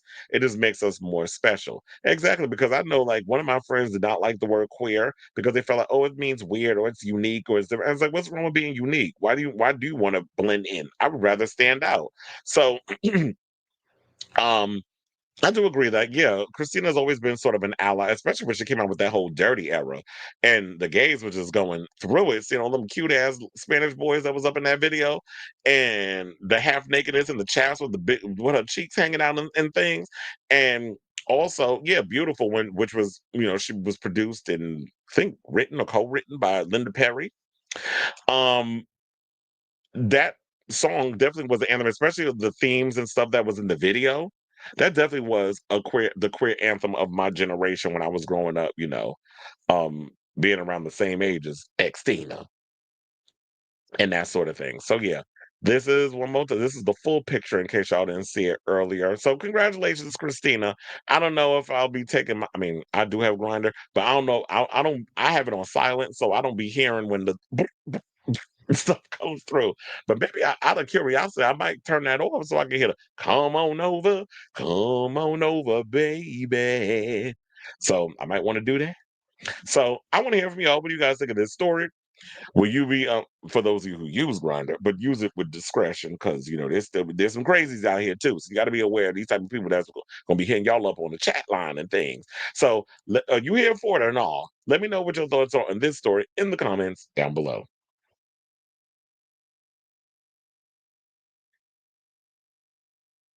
Not 90s say what? LCD Sound System, Prodigy, Antarctica. That's why I said, I'm like, wait a minute. Now, uh, Little Kim was white. But yeah, that's why I said that's a good damn headlining group. I'm like, damn, that's better than what they be putting over together at Coachella. Can y'all like live stream that festival? I want to see that. I'd be more interested in watching them than a lot of those boring artists that y'all be having on Coachella. Coachella, I didn't really watch a lot of the performances this year. The only ones I really watched was like Missy Elliott, and I watched a couple of the DJ sets, but it was just Gaga and Missy Elliott, and a couple of us, but I didn't really care too much about who else was performing. And Marina, from Marina, formerly of Marina and the Diamonds, her set was good too. Now, speaking of sets, let's get into our final story, which is Mama Ru using fracking images as the background for her DJ set. I'm like, ma'am, you are a mess. So, for years, has it been years or decades? RuPaul has kind of been dragged over, the whole fracking thing. A lot of people feel like, you have been out here fracking this, that, and the other. But I'm like, I don't think that that's him. I think that's George, his partner, his husband. His family has a farm, I believe, out in Wyoming, and they do all the fracking. So I don't know if RuPaul is necessarily that's his thing. That's something like he bought a house and all of a sudden on the land he let people do the fracking, which I know fracking causes like earthquakes and stuff. That's what I guess people are mad about, like environmentalists. They don't like the whole fracking thing when y'all going on people's land and trying to suck out the oil and all that other stuff. But I guess maybe Rue is just guilty by association based on who he's married to.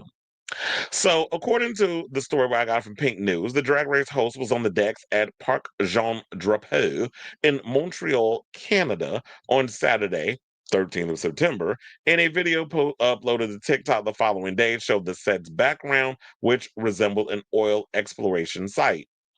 The video's text read, RuPaul's minutes later after putting fracking videos as his background scenes of him DJing, while another caption read, so dystopian, but also that's the funniest thing he's ever done. Well, look, I actually have the video from TikTok. So let me show y'all that video. I'm gonna mute it though because it's music. So I'm gonna play it for y'all and y'all can watch. Please hold. Child, I did not know Ru had all that kind of energy.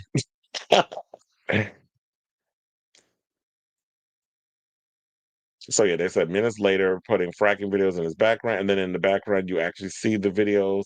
I don't know if you can see it. I mean, you do see it where it says breathe.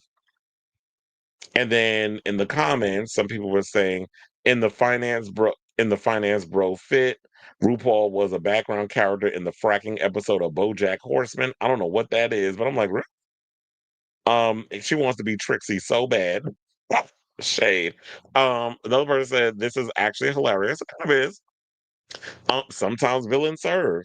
And then another person said, oh, that's actually messed up. I hate him even more for doing that. Well, damn, you don't got no fans of me, Mama Ru.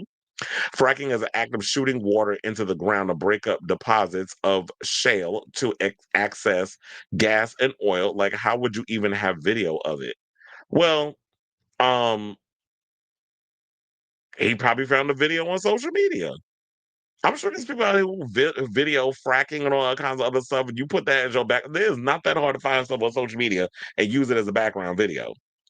Another person took an infamous line from my girl Roxy Andrews. You can't read the doll. Another person said, why is this giving Zoolander hypnotic fashion show scene? Another person said, nah, this ain't it. Another person said, RuPaul playing Chase and Status, I'm dead. Not RuPaul is Drake. Another person said, remember when Willem kept saying he hates that Ru isn't real anymore? I'm loving TikTok Ru so much. Okay. So that was a couple of the posts and stuff that people were out here putting out about Mama Ru. And then it was another clip where of the DJ, of the DJ Dex with his face projected onto wait, what? Then there was a video of the DJ Dex with his face. Okay, y'all gonna hurt my brain. Me trying to understand what the hell that was. That typo. The backdrop appeared to be that of a luminescent fracking site. Then someone posted on Twitter, RuPaul playing videos of fracking with the words during her DJ set. On Reddit, another video seemed to show land explosions in the background visuals as RuPaul worked the decks in front of the screen. Quote, I'm at the point where I have to laugh at the audacity, one person wrote. However, others were quick to defend the drag superstar, saying, what audacity? She's making fun of the fact that y'all think she's the fracker when it's her husband's generational family business. So back in 2020, RuPaul was first mentioned alongside of fracking when, which, we stated earlier, is a technique used to create pathways for oil, gas, and water. And this was, I think, around the time when he did that Guardian interview, and he started talking about fracking. Not only that, he got in trouble for the trans stuff. We're talking about the differences of trans and people who get things injected in their face, like kind of like how Trinity the Tuck and Detox before they went on the show, how they would add silicone and you would get all kinds of injections to enhance things like your ass and your hips and you give yourself breasts. Like you would cheat instead of having to pad yourself or wear a breastplate and all those other things when you're doing your drag. You actually put all that fix-a-flat and stuff in your body so that way it makes you look like you're a fully realized woman. So there was that.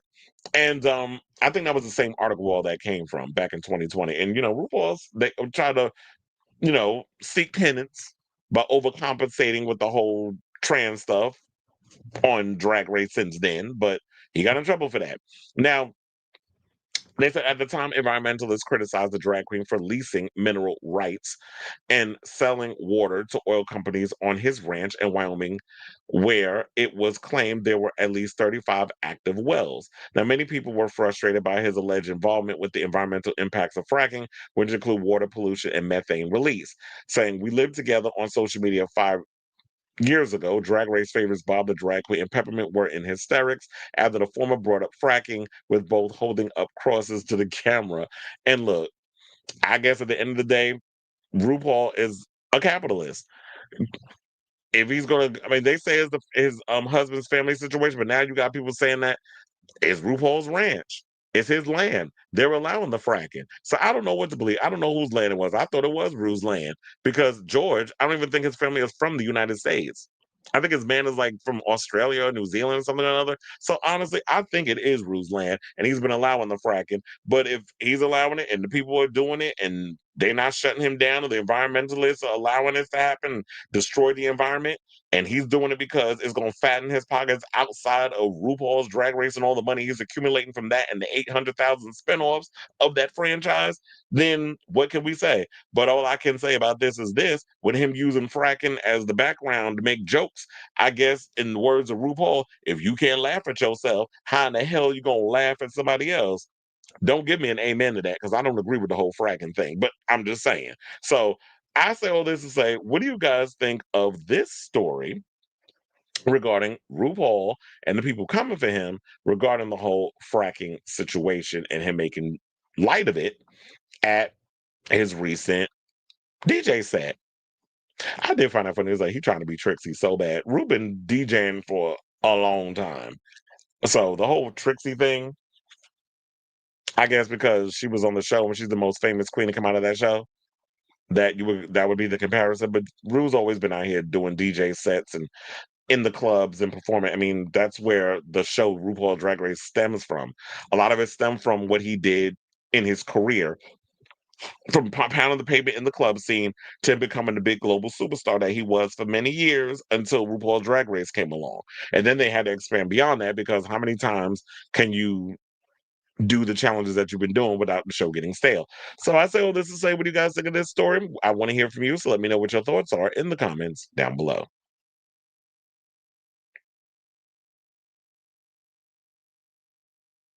Child, yeah. There was a conversation that was had in our group chat, and it was mentioned something about the Carters, and then I'm about to tell on you. Felix had a blonde moment and was sitting up there talking about what Carters y'all talking about? Who the Carters? Child, what other Carters will we be talking about? Jay-Z and Beyonce. We ain't talking about Jimmy Carter. We ain't talking about what other Carters are there? We talking about Jay-Z and Beyonce. So yeah, I don't like it because to me it feels like it at the end of the day, as I said, y'all should not be surprised because y'all do not hold Beyonce and them feet to the fire for the fact that they're a bunch of damn capitalists. All they care about is money. All they care about is fattening their pockets. So Beyonce and her dingbat of a husband, and they'll probably be like, well, probably put Beyonce. Don't nobody hold no gun to Beyonce head, making her do what she don't want to do. So she's not getting a pass. So you sitting there having, you know, dinner with members of the Trump family and having like this whole casino type setting, which y'all, I don't know if y'all know this, but Jay-Z is going hard on trying to get a casino built in New York, in Midtown Manhattan. I had a friend who actually has a small business, dinner with question mark. I just mentioned it's one of the Trumps. That's what they was having dinner with. But yeah, they're trying to build a casino in Manhattan. I don't know where. I guess in Midtown or probably in Times Square or something or another. On one hand, I'm not a gambler, so I won't be going in there. I mean, if I was to go up for a job, I probably would work in there. But as far as like the gambling stuff, I love money too damn much to be working in a casino. But on one hand, I don't know if how I feel about it. But if it brings money and revenue into New York's and it helps in New York and it helps with our economy and it helps those small businesses in that neighborhood, which is what one of the reasons why a friend of mine actually voted for the casino, because he's saying that it would help him having a small business in the area. Because if people are coming in the area, whatever, where they're going to build this casino, his store is in that area. So they might want to stop in and do some shopping or whatever the case is. And it'll bring people in because people aren't really going out to stores and stuff anymore. Everybody's buying stuff online. Has anyone from drag community spoke about? I haven't heard anything. First of all, that might be the smartest thing a lot of you drag race girls have done is shut the fuck up about some damn Charlie Kirk. The only idiot that we heard speaking about it, she ain't on drag race, but she's part of the community, unfortunately. And I'll be Jeffree Star. That's the only one that I know that says some mess. Yeah, I mean, well, you're talking about before Tristan, because I was saying like, yeah, Rue's always been out, but it could be Violet Chachki was out here DJing. I'm not sure. Um, a viral tweet with 30 likes. Beyonce is what people think Taylor.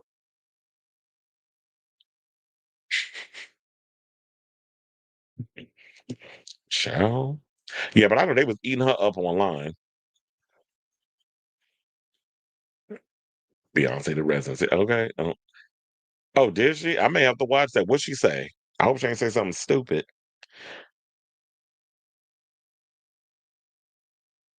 But yeah, I may have to check that out. But if she's out here cucking for him, like these queens out there in West Hollywood was talking about, let's lower the flags at half mast. I'm like, for why would y'all be doing that foolishness? That man didn't see it for y'all. He did not see it for the gays at all, or the trans. So why are we lowering it? Because we condone white supremacy in this country. And that's why when I laugh when people say, "Oh, we're not a nation that's this is not who we are." I'm like, really? Because I could have sworn America was built on the backs of slaves.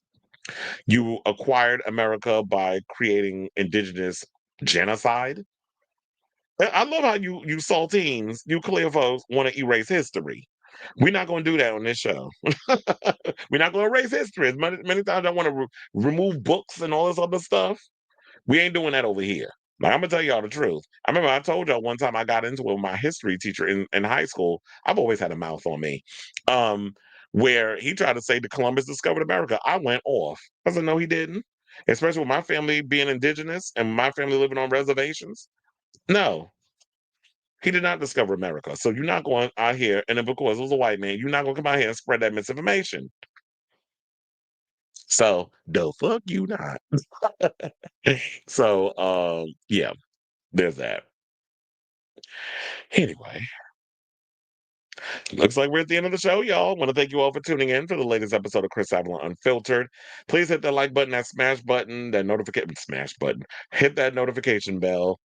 Smash that like subscribe, all that good stuff. You know how to do what we do over here.